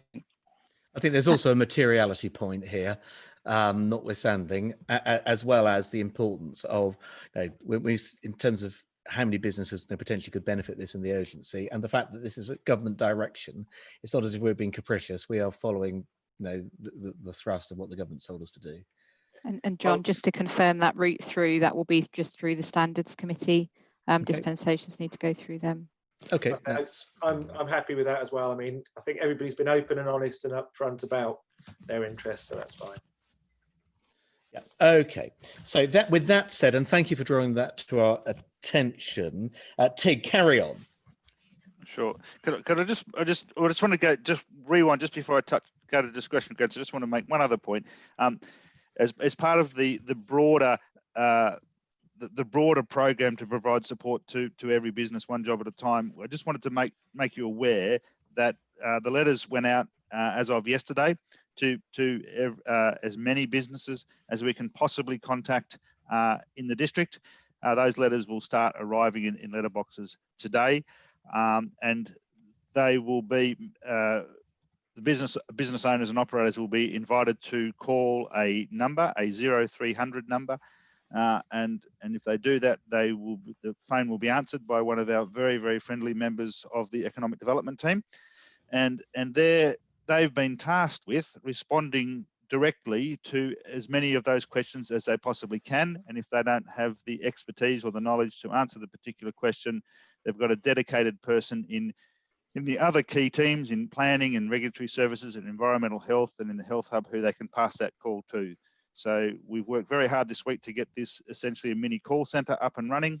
And as of today, that's operational, and anyone who calls that number will get the very best support we can provide to them. Brilliant. Okay. That said, right, let's crack on to the substance. What you've proposed here is sort of, we've got £1.5 million, which is the provenance of which is 5% of the £27 million we were awarded for those people who had business rates reliefs and were entitled to the 10 or the 25 grand. And I suppose the guidance or the request from government is not statutory guidance, it's a steer more than anything, is that we help those businesses that sort of through no fault of their own just missed out last time, or in the first instance, and then if there's anything left over, well, we can have a local scheme for them. So do you want to lead us by the nose through how you anticipate that the £1.5 million going? Certainly, yeah, thank you. So yes, there was, as the chair said, that there is guidance that's been issued and guidelines that have been issued by government. The government, right from the outset, with this program, have made it clear that there was 4 types of businesses that were very much in their sights, and they would be small businesses in a shared premise. So that would be where someone's paying rent to a landlord in a larger business, not receiving a rates notice themselves.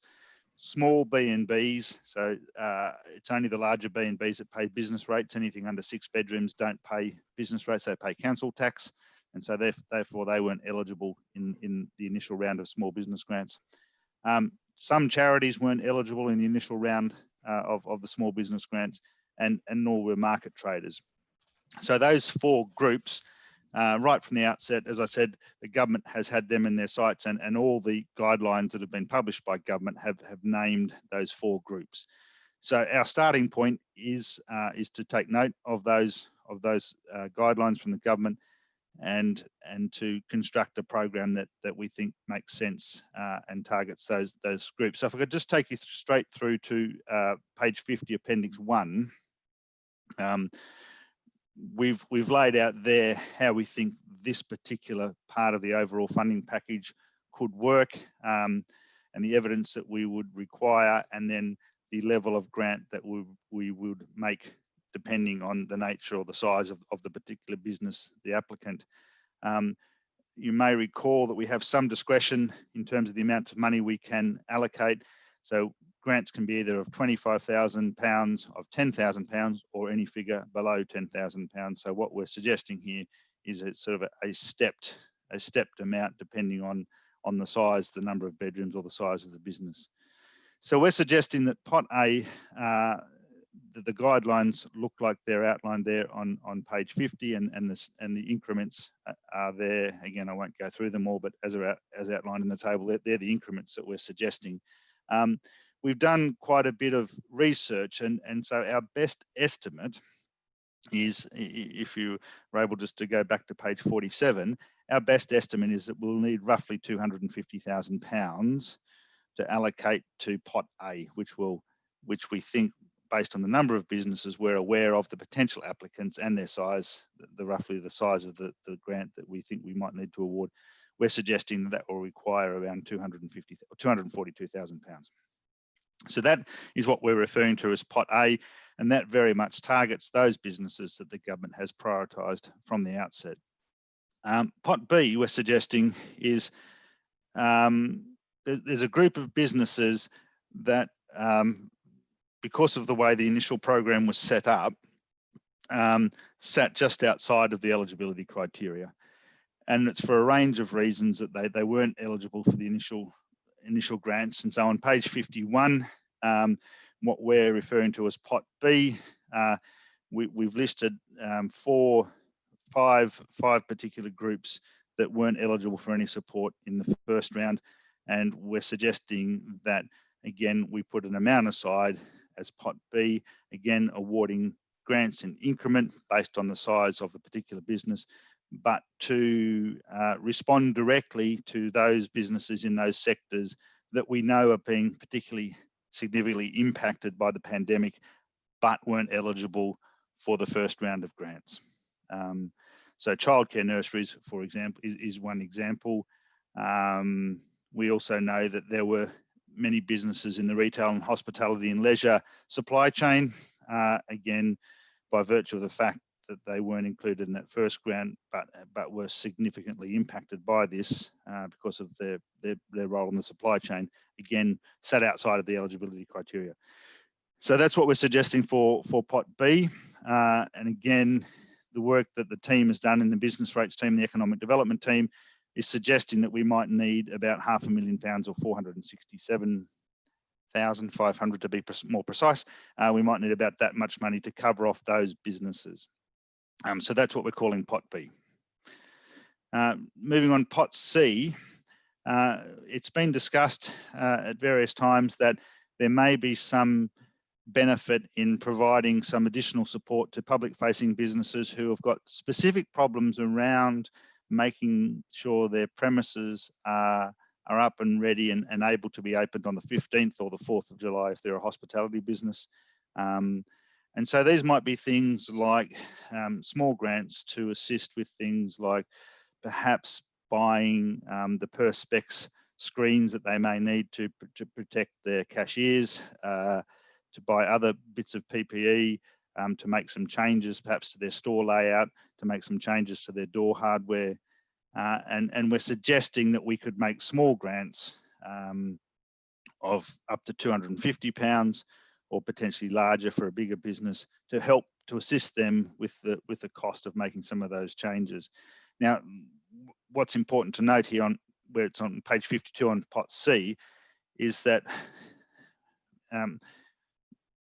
again, we're putting this forward as a proposal, but many of the businesses that would be targeted through pot C may well have got a grant through the initial small business grant program, and therefore wouldn't be eligible for a second grant using the money that we've got from central government.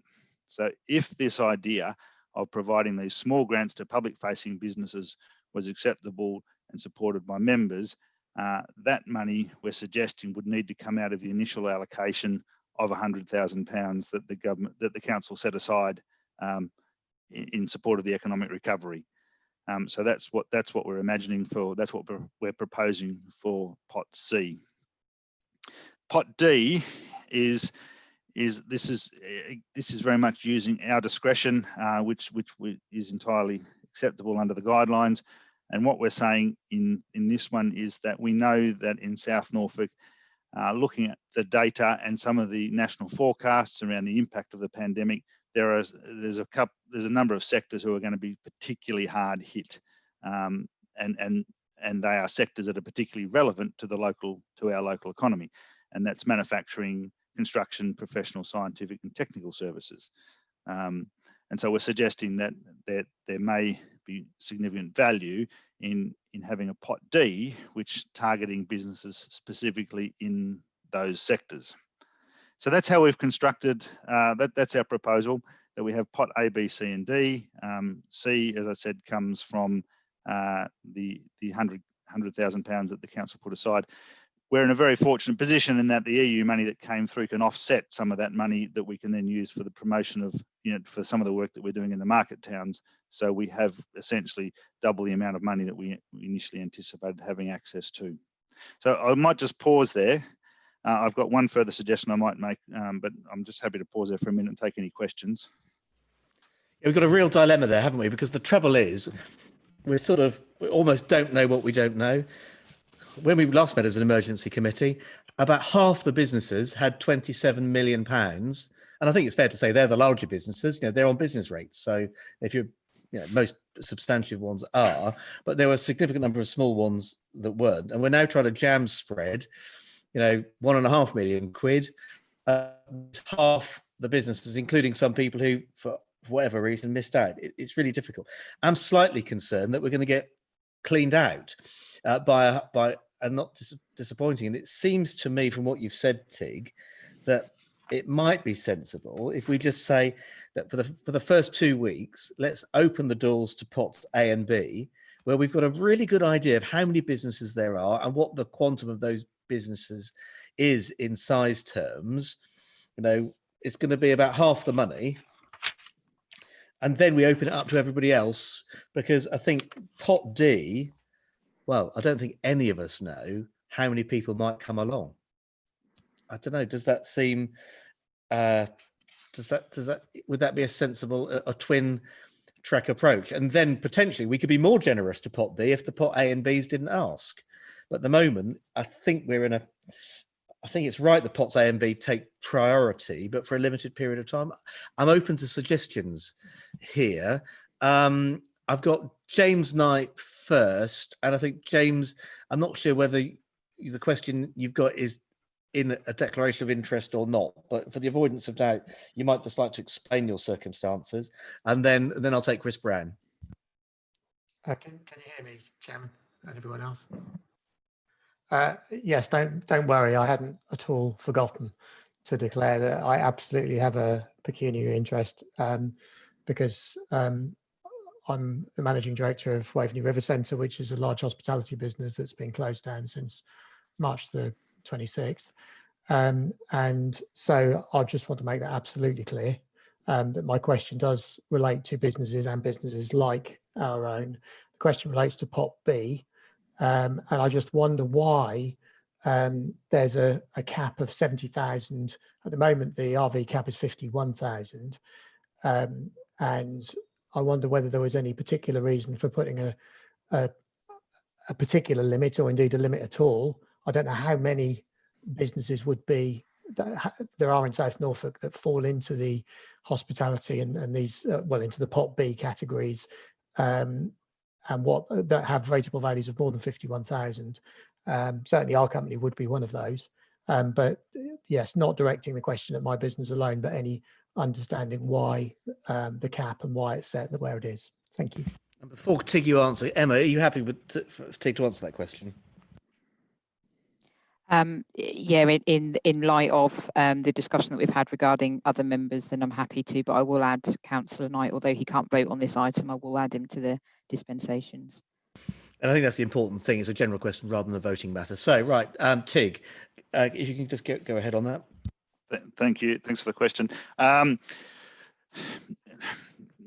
If we followed the sort of the more direct government line, that they're still the guidelines, and let's use the term guidelines, suggest that we didn't lift the cap at all. It stayed where it was at the 51,000.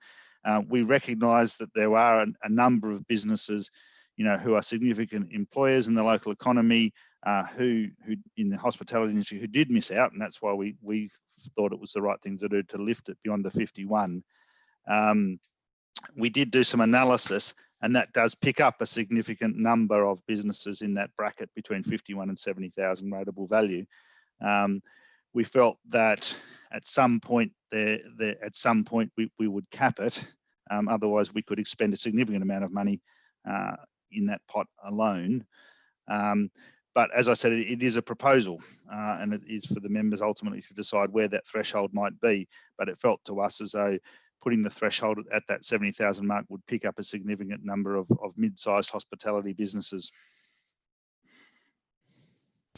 Okay, Chris, while we consider that what Tig's just said, Chris, you've got one there. Yeah, I mean, thanks for getting this report together in short order, and having just had just over a day to sort of review it. A couple of points. Firstly, I think I'd mentioned before that over 50% of businesses haven't had grants, so there is a potential we could be overwhelmed by applications.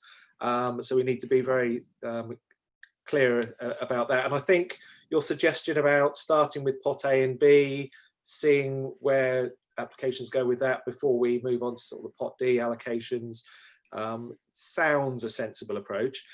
I'm clear you've sort of staggered the grant awards by sort of size of business. There was one or two though, things like in pot A, the small businesses in shared premises, you just state a grant award of 5,000. I mean, some of those could be very small, a single employee hiring a desk in a shared premises, whereas others could be far more significant. And I wondered whether we ought to be saying, have a more variable position there, up to £5,000, that sort of thing. Because if we do get lots of applications, we potentially need a bit more flexibility in what we award to make sure that there isn't an unfair cut-off point. Quickly going on to sort of the pot C, the £50,000. I'm comfortable with that. I see. I was a little bit concerned where we were suddenly getting lots more money for the public realm in our market towns and high streets, and allocating 50,000 of what we had put forward to helping shops and small businesses reopen there sounds a good idea. I think we need to make that application process really simple. If it's for £250, it's got to be very, very quick and easy, so we get the money out quickly and simply to those businesses. And there's no point messing around with receipts at that low level. I mean, it's just a fire and forget sum, isn't it? And I just wondered as well if you could comment a little bit about how we've worked with other authorities in Norfolk to have alignment of these criteria across businesses in Norfolk. We've certainly worked with Broadland and our colleagues at Breckland. It's difficult to make accurate comparisons with Yarmouth, Norwich, and North Norfolk, because Yarmouth and North Norfolk are very focused on seasonal tourism, and Norwich is different, some finance centre, and there's lots of small cafes and stuff like that. So I think the important lesson here is that the government's given us ideas, and we've ground the numbers to try and maximise the divvy, if you will, and to spread it as best we can, bearing in mind the business base that we have, I think is the answer. But Tig, I think the point that Chris raises about, in pot C in particular, the 250 and 2,000, I mean, probably say 500 and 1,000 if you'd ask me, but we're not getting to pot C yet, are we? I think we need to keep pot C up our sleeve, because we may be able to be more generous after A and B have been exhausted. Yeah. So yes, I take the point absolutely on shared premises. I guess, I mean, we're happy to take advice on that one. The difficulty is kind of trying to provide some level of consistency with the previous grants program, which didn't make any distinction on the size of the business. It was just a set rate of 10,000 or 25,000, depending on the rates value. So it was. We did consider that people in shared businesses in many respects are no different to any other small business. It's just that they don't get a rates bill themselves directly, and everyone else who is potentially in the same sector as them was just got the 10,000. So on balance, we thought we'll just have a flat rate. But we certainly had the discussion about the fact that some may employ 10 people and some may be a desk, as you say, in a shared space. We're happy that we've set it up the way it is, but we're very happy to take members' advice on that one. Sorry, the second so on pot C, what we're suggesting is that for a grant of £250, we wouldn't be asking for any further documentation. For grants over 250, we'll just be requiring them to submit a copy of their invoices. We are, as you say, trying to make that one as simple and straightforward as we possibly can. Right. Okay. So what it seems to me is that there's I think a two-step iteration. I think we want to get on as best we can. Pots A and C, there's quite a lot of work being done, and you can see that with the way the split's been done. I'm either way on the grant small businesses in shared premises thing, because the government guidance is saying if you've got property costs, regardless of the size, they're fixed costs, you probably need to have a helping hand. So I'm somewhat ambivalent about the shared premises thing, but I think that if we give people, a deadline, and Vivian's asked the question, what timescale have you got here? Do we just give A and B, possibly A, B, and C, because it's relatively small sums of money? It's our money going first, and then we see what's left over, and we revisit pot D later on. And I note in the rubric to pot B, it says, well, look, there's no upper limit, which might actually address the point that James Knight made, not just about his own business, but for those larger businesses in general, because it does talk about significant local economy businesses there, but we revert to that at the end. Does that seem a sensible way forward? Because I think I want to get on with this. I think we all want to get on with this. The need is now. Tig, would you be happy with an A, B, and C? Yes, I would. And I think picking up your thinking about doing it in stages, that actually would be quite consistent with what a lot of other local authorities have done. So that is I think a good way forward. I know Chris, you asked about, or was it Chris asked about consistency with the other local authorities? I would say that certainly around the idea of pot A, we're all pretty much on exactly the same page on that one. But as John mentioned, places like Norfolk and Great Yarmouth possibly may use the majority of their allocation in pot A, given the sort of number of small hospitality businesses that operate in their area. So in principle, yes, we're all working from the same starting point. It's just that some of them may not and never get to a pot B or a pot D. They may use it all up in pot A. But there's a premise of consistency. I think we're getting to a conclusion on this. Let's go nap if we can on pot A, B, and C in the first instance. We'll keep pot D back to see whether we get overwhelmed, and we may be able to alter the criteria when we look at that. In terms of timescale, are you planning to, if we announce this today, we're going to have a two-week window, A and B? I think so. And just to let you know, the majority of what we need to do, so the web form, the application processes are all ready to go. So we could actually go live very early next week. So with it, we could have a 2-week window starting early next week. So let's run it from Monday the 8th to Friday the 19th. It's 2 full calendar weeks starting on Monday, and see what we get. And it's a bit of publicity, and we've done the best we can. And that doesn't preclude other people coming from in pot B, A and B from coming back again, but they'll just have to take the chances in pot D, which will be where we end up. Happy days. Right. Okay. How do we vote on this then, Emma? Is that to confirm on this one, Councillor Edney has just let me know that actually he got a grant in the first round, so will not financially benefit from this round. So actually that puts us to a quorum of 3 with yourself, Councillor Brown, and Councillor Edney being able to vote on this item. Good. If we're happy to do that, and then the need for that dispensation is then not necessary. If we're happy to go with that, I'm happy. I just want to check in with Trevor as Managing Director. He's happy with that because I haven't been able to let him know that bit of news. Chairman, I would still seek the dispensation given the nature of the debate that's ensued, but would take the members voting that are quorate as appropriate and not requiring a dispensation. Good. Okay.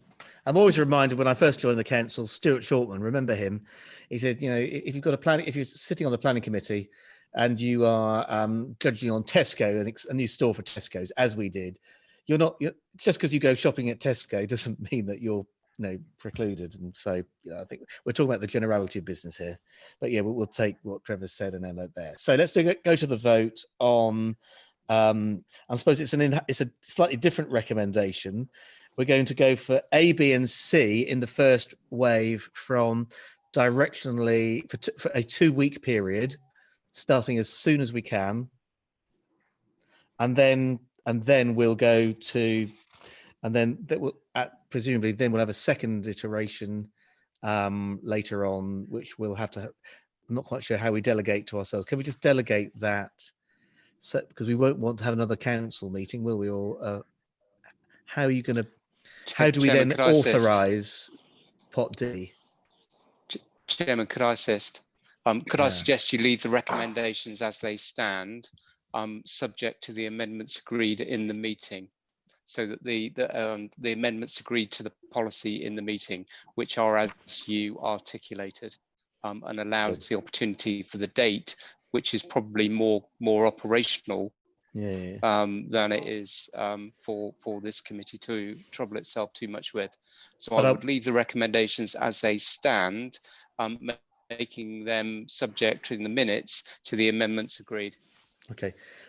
And can I just be certain, clarify that when the shutters come down on pots A, B, and C for the first gun, we don't then need to have another formal meeting to endorse the distribution of pot D, because we want to get on with that.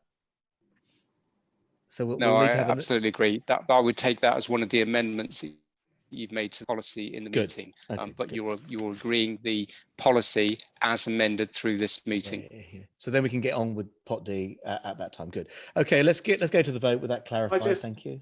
Can I just quickly make the point on the recommendation 3, the intended use of 50,000 of the 100,000 previously set aside, if that could be up to 50,000. So if there is any left over that's not used, it reverts back to that public realm spending.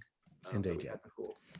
I think we've sort of got to do that anyway because of the ERDF funding, and we're sort of running 2 horses in the race here. But yeah, so clarify A, B, and C now, and with D coming up right behind. Okay, let's go. Okay, so Councillor Brown. Agreed. Councillor Edney. Agreed. And Councillor Fuller. Agreed. Thank right, you. Okay. Thank you for that. Right, we're now going to go on to agenda item 9, which is that's Dominic. Dominic, you've got here. I think so. We've got a report really saying how we're going to communicate this. I mean, to a certain extent, the horse has already bolted on this. I would say that it's this report, agenda item 9, is really focused on the market towns bit, and this is just only one subset of the whole offer we've got, and any communications needs to communicate the richness of what we're doing, not just in towns. I don't want the message to get out here that if you're not in the town, if you're in a village or an industrial park or some of the suburbs, we're not interested. We're interested in everybody here, and I'm not really sure that's come out strongly enough, Dominic. But on the other hand, this is we've got some consistency with our colleagues in Broadland. So over to you. Thank you, Chair. Good morning. If I take the report as read, clearly you've heard from Tig the substantial amount of work that's been undertaken to ensure the local economy recovers as quickly as possible. And as John has pointed out, that isn't just the market towns, although because of the June 15th deadline for them starting to reopen up, that's been the initial focus. We've therefore created a brand that works to cover all of this work, and that brand is the confidence brand that you can see behind me here. So you've got both do business with confidence and you've got shop with confidence. Confidence is key to driving the economy in the coming months, both in terms of businesses having the confidence to trade and the support to trade, and shoppers having the confidence to spend their money locally again, rather than continuing to shop online for a lot of the things that they need. All the work that's being done that Tig discussed earlier sits under this brand in some way. So you've got the advice and support, the regulatory work that's being done to support businesses, the financial support you've just discussed, and of course the work in the market towns, which is the initial focus. So actions to date, we've done some initial PR just to help people start to understand what's about to be done. As Tig said, we've written to all businesses, and those letters will be shared with all councillors later today, a copy of that letter, and they're starting to now land on doormats very soon. We've done extensive community liaison work with the market towns, and that includes with town councils, businesses, traders and others.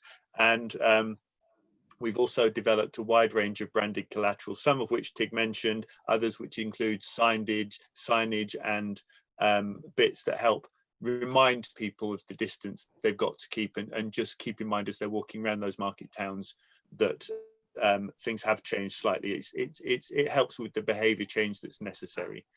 So the next steps, really, that community liaison has been and continues to be key to the whole thing. So throughout the process that can take place, the look and feel of the high street will start to change from next week, as I think we covered before. And next week, there's a further PR to complement that liaison work and explain the changes that people will see in their market towns from the 15th, and also start to encourage them to come back and shop there. The 15th itself is a crucial date for us, because that's when they open up, and we want to be able to show people what they now look like, and also give them the confidence to shop back there. So we'll be having a series of photographs that day in all the market towns, and we'll be inviting all councillors to come in and have their photograph taken and show their support for their local market town in whichever guise they wish. And then following that, which is the initial element with the market towns, we move more into focusing on the support for all business as a whole, and we launch our Confidence in Pledge campaign hopefully around the 22nd of June, which is around the support for all businesses, and we'll be encouraging people from across the community, from MPs to councillors to businesses to others, to pledge their support and pledge their confidence in the district and its ability to recover from the effects of COVID quickly. And that will be the first part of the wider piece of work that John spoke about earlier. Okay, good. So we've got no questions on the Zoom chat, so I think that's all pretty clear. I think it is important, that this is seen as a multifaceted approach, and I hope there's some legacy that comes out of this. If it turns out that closing, well, for the summer months anyway, some roads and having a bit more pavement culture and whatever, if it works and it supports local business, I just wonder whether this might be something we return to year after year. As you see it in the continent, but let's not prejudge it. But there's an opportunity here to take the legacy forward. Okay, so is any comments there? Oh, yeah, go on, Chris, and then we'll move on. Yeah, thanks, Chair. Thanks for this update report. And working in communications myself, I'm glad to see about the openness, honesty, transparency principles, and open dialogue, not just one-way communication. So a lot of that is really good stuff, and the key messages and things you've got there. In terms of the branding, personal response is a bit garish. Not too keen on that personally myself, but design and branding is a very personal issue. I didn't know whether there'd been any sort of testing of that branding that had been done, but clearly it's had to be done in very short order. Glad to see that you're looking to get some photo opportunities and video going forward. It's very difficult to communicate such information out to a wide range of people, and any sort of photography, video, that sort of thing is only going to enhance this campaign and make sure we can get out to the widest possible public. So I hope for as much success as possible. Good, well done. Thanks for that. Okay, so let's endorse that. I think it's just for noting, really. So we don't need to take a vote on this, do we, Emma?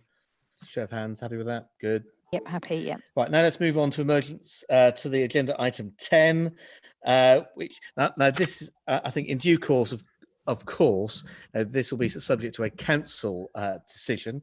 So I see this almost as a pitch rolling or a pathfinding sort of report, highlighting a direction of travel that in due course will come to council. So we're not decision makers here as such, and this is subject to change. I think as Emma's outlined in the report, and also taking into account the stuff we did earlier on leisure and the budget, the public services are going to be remade. There's going to be a lot of change, not least because there's going to be a devolution paper coming forward in September. So, the world of local government is changing anyway, but more importantly, it's important that we keep our humanitarian effort going and the economy stood up. I think we need to have clear accountability there, recognising our own customer focus and the need to integrate our IT, as well as some of the other partnership working which we need to do with Broadland. So I've got some, and looking at this and seeing how the world has changed, I think if we can go back up to 7 cabinet portfolios, we've got some names there. I'm quite happy to take suggestions from any interested party, whether these are the right names. You know, it's a start of a 10, but we will need to come to a conclusion at some stage in the next week on the cabinet portfolio names. Emma's done some work also on trying to work out where the cabinet policy committees are. And again, if you're a chairman of one of these committees, I'll take a steer from you the next few days, whether you think, well, actually, yeah, I'm quite happy to give up that bit, or could I have this bit, to try and make the alignment between cabinets and policy committees tighter. Please note that there's a new commercial trading customer focus committee going to be established, really to integrate, you know, to address some of the points that Alison actually made earlier in the meeting, but also ensuring that our IT systems actually enable a lot of this work. And I think I don't want to go into previous meetings which we've had and people have said, well, the IT seems to be holding us back, but you know, IT is an enabler of any business. It's the till. I think a focus there is going to be really important. We haven't held back on money for the IT landscape and the technical infrastructure, but we now need to be getting some dividends out of it. So I think turning to Appendix 1, there are some opportunities there. I think we've still got some dilemmas, which again we'll probably talk about over the next few days. CNC could equally go in trading because it's a business, but it could go in the stronger communities because it's sort of related to planning. Could go into partnership working because we're in partnership. So affordable housing is sort of sat in growth. It might be better in the humanitarian response. So I think we're still not quite there entirely, but this is a direction of travel for all members to comment before we sort of go nap on the 15th of June. But I make no apologies for bringing it forward. Not entirely focused. It's an opportunity for everyone to have a say. So with that in mind, Kay, you wanted to say a few words. Yes, thank you, Chairman. This work is something that the Joint Lead Members Group were going to be looking at anyway, and I'd like to thank Emma very much for all the hard work she's put into this, because she's done did a lot of pre-work that was going to be brought forward to Joint Lead Members to see if we could align our portfolios better, not only with the directorates but also with our colleagues at Broadland. Now seems to be an opportune time to actually make those changes and to spread the workload a bit more amongst our members so that we have a slightly larger cabinet. And I'm hoping that by doing this, we can also have a slightly better alignment with Broadland, which will make the lives of our officers easier. So this is, of course, a draft at the moment, but I think we as cabinet members would welcome any input from officers and our members about how we can better set these portfolios up for the future. Thank you, Chairman. So, any questions on that, Chris? Yep, come on. Yeah, I mean, a few comments. I understand absolutely what lies behind wanting this new committee to help with the commercial and economic development going forward, and I think that's a sort of a fair enough plan. In terms of the resource implications, I'm not absolutely convinced by an additional cabinet member position. Having only sort of had a short chance to have a look at this, not entirely convinced at the moment. But resource implications, presumably there'll also be a special responsibility allowance for the chair of the new committee, and so that will have an additional cost to it. You mentioned about the naming of the cabinet portfolios. Just on the environmental side, our current portfolio talks about environmental excellence. I wouldn't want to see any perception that we're going backwards on the environment at all. And we still want to aspire to that environmental excellence as a local authority. So in terms of naming of cabinet portfolios, that would be my one comment there. The one final sort of moving on from all this, and it may come up in the next discussion about going forward post the emergency committee. while we're talking about committees, as we come out of this and we try to return to a new normal with Cabinet and full council, I'd just like to make the point that with development management, we made a temporary change to reduce the number of members of development management, and I'd want us to acknowledge that we'd like to rapidly return to the full 9-member development management committee in relatively short order if we're able to. If we're able to return to virtual full council meetings of 46 members, then we ought to be able to return to a development management committee of 9 members. Okay, thanks for that. Yeah, let's not debate it here now. The time for that will be in a couple of weeks' time, a week's time rather. What I'll say is that I think I had the opportunity to speak with Bill Grimsey, who is the High Street guru, and he's now saying that, you know, when we think about our environment, cleanliness and healthiness are going to be a very, very important focus on how, you know, people interact with their economies and to get people out of their homes. And I think that and the environment isn't just about the green part of the environment, it's about the entirety of a healthy, clean environment. And I think clean and safe probably rides both those horses, clean being green and safe giving confidence. And I think that that's sort of the rationale behind that. I note your comments on the planning committee. The chairman of the planning committee, who I don't see on this call, has some views on that, especially given that you know, it is probably our most public facing committee and potentially the most turbulent in terms of numbers of, you know, the resource issue in the council. So we'll take some points on that. So we've got a sort of a recommendation to council. I'm not sure actually I want to go nap on recommending to council exactly as it's laid out here. I think if council is entitled to form its own view in due course. So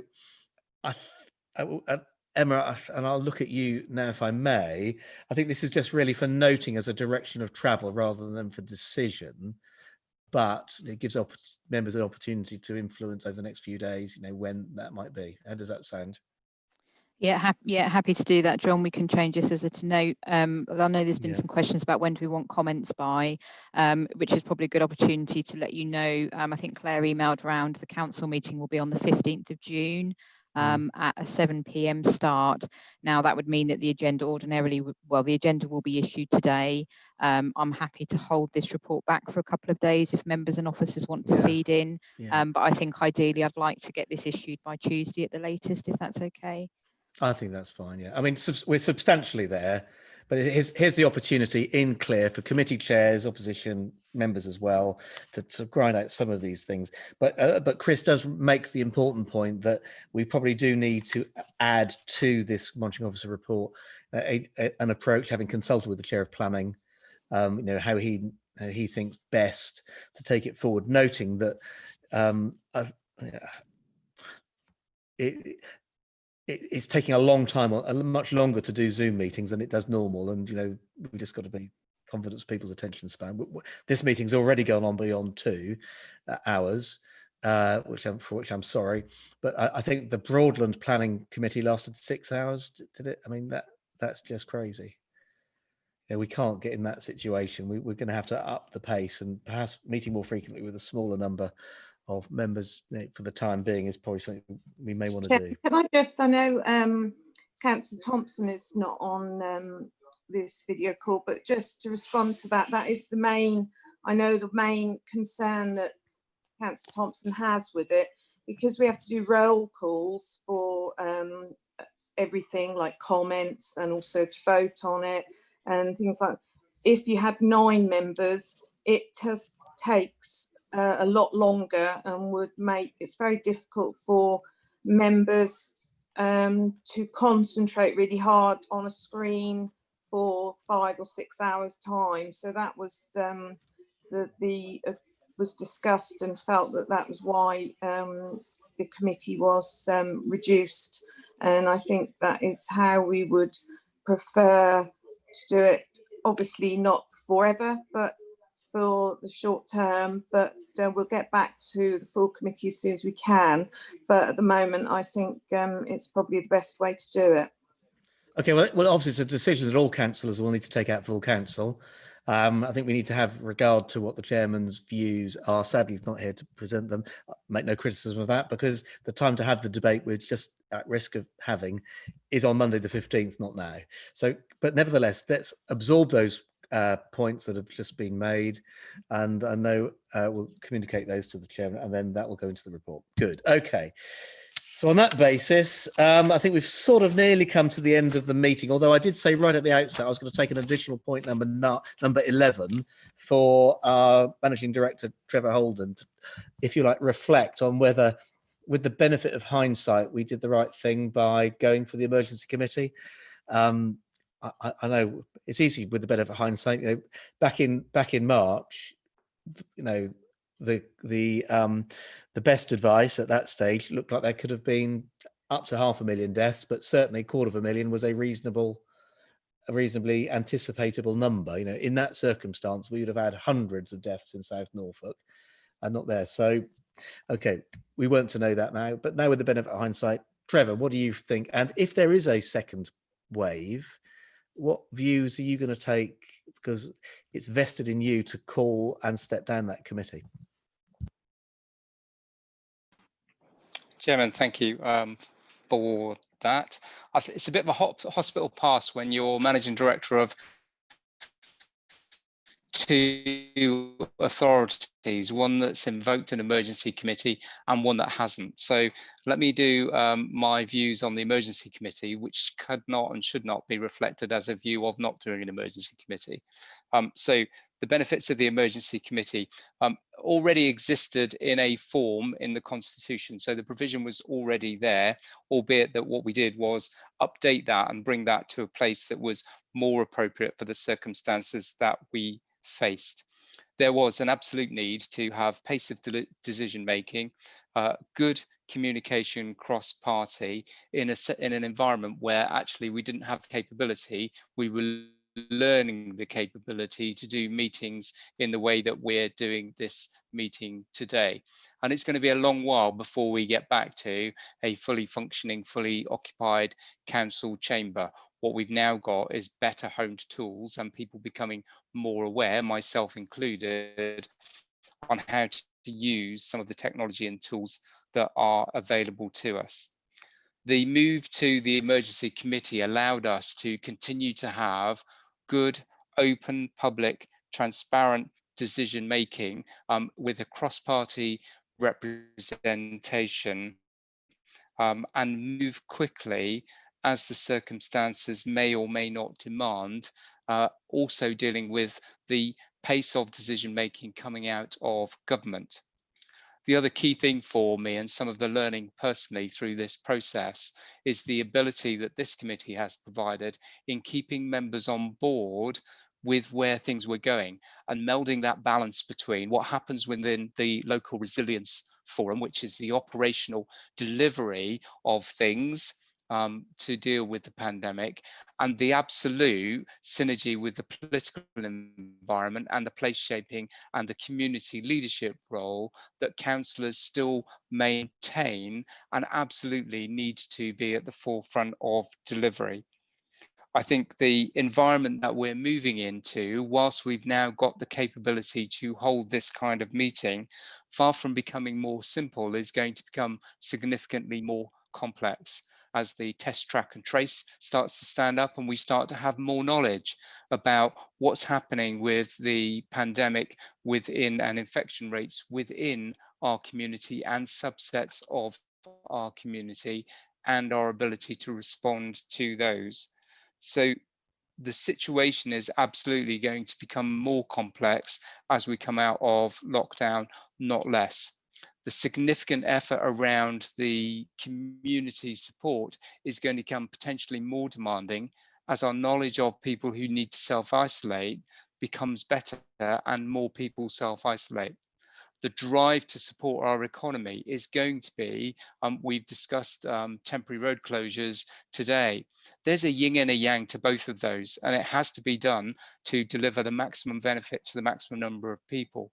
But again, all of those things bring a layer of complexity in a political environment, which means that we need to be able to deal with those or provide you as members with the information to allow you to make the right decisions at the right pace in the right circumstances. So for me, the standing up of the emergency committee within the South Norfolk context has absolutely been the right thing to do. We now have the ability to run committee meetings and take decisions in a different way. So we've tested a full council meeting on a virtual setting over at Broadland. We've learned things from that, and we can now step forward to South Norfolk's full council meeting with confidence in the system. I'm sure there'll still be learning points for us all as individuals as we go through that process. I would just put one marker down as we stand down the emergency committee, and that would be that the situation is going to be without doubt more complex. Our economy is without doubt going to change. The infection rate may or may not lead to a second peak, and there's challenges around that. Much of that will be influenced by our own behaviours and the important community leadership role that we all play in making sure that our communities continue in a releasing of lockdown still to obey the guidance around wearing face masks on public transport now or face covers, the reinforcing of those, social distancing, washing hands, etc., etc. And it could lead to different local decisions in places within the district or within the county. That probably lends itself to some form of emergency committee, because the complexity of that will be on our daily radar. So I think we're in a good place. I think it was the right thing to do. I think it's aided open and transparent decision making, which is what we should aim to do as a public body. And whilst I can see that we're at the right stage to be standing down and going back to full council, engaging all of the membership of the council, there has to be a little reserve tag that said, actually, the dynamics may change. And if the dynamics do change, bringing in a tighter, more frequent decision-making process, which is nonetheless open and transparent, may be something that we need to revisit. I hope that's helpful, but I'm happy to take any questions, John, from yourself or any other of the.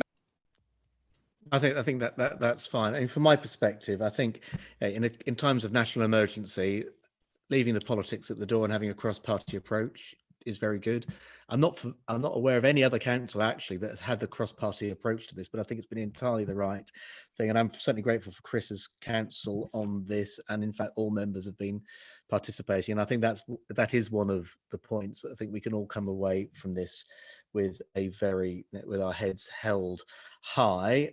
And I think and none of us really want to sort of hand back some of the gains that have been made. The other point I would, and reflecting on this last night with some colleagues, it occurs to me that politics is a team sport, and it's something that is a social activity too. And I don't mean that just an enjoyable social activity, but at its heart, it's about the social health and well-being of all our areas.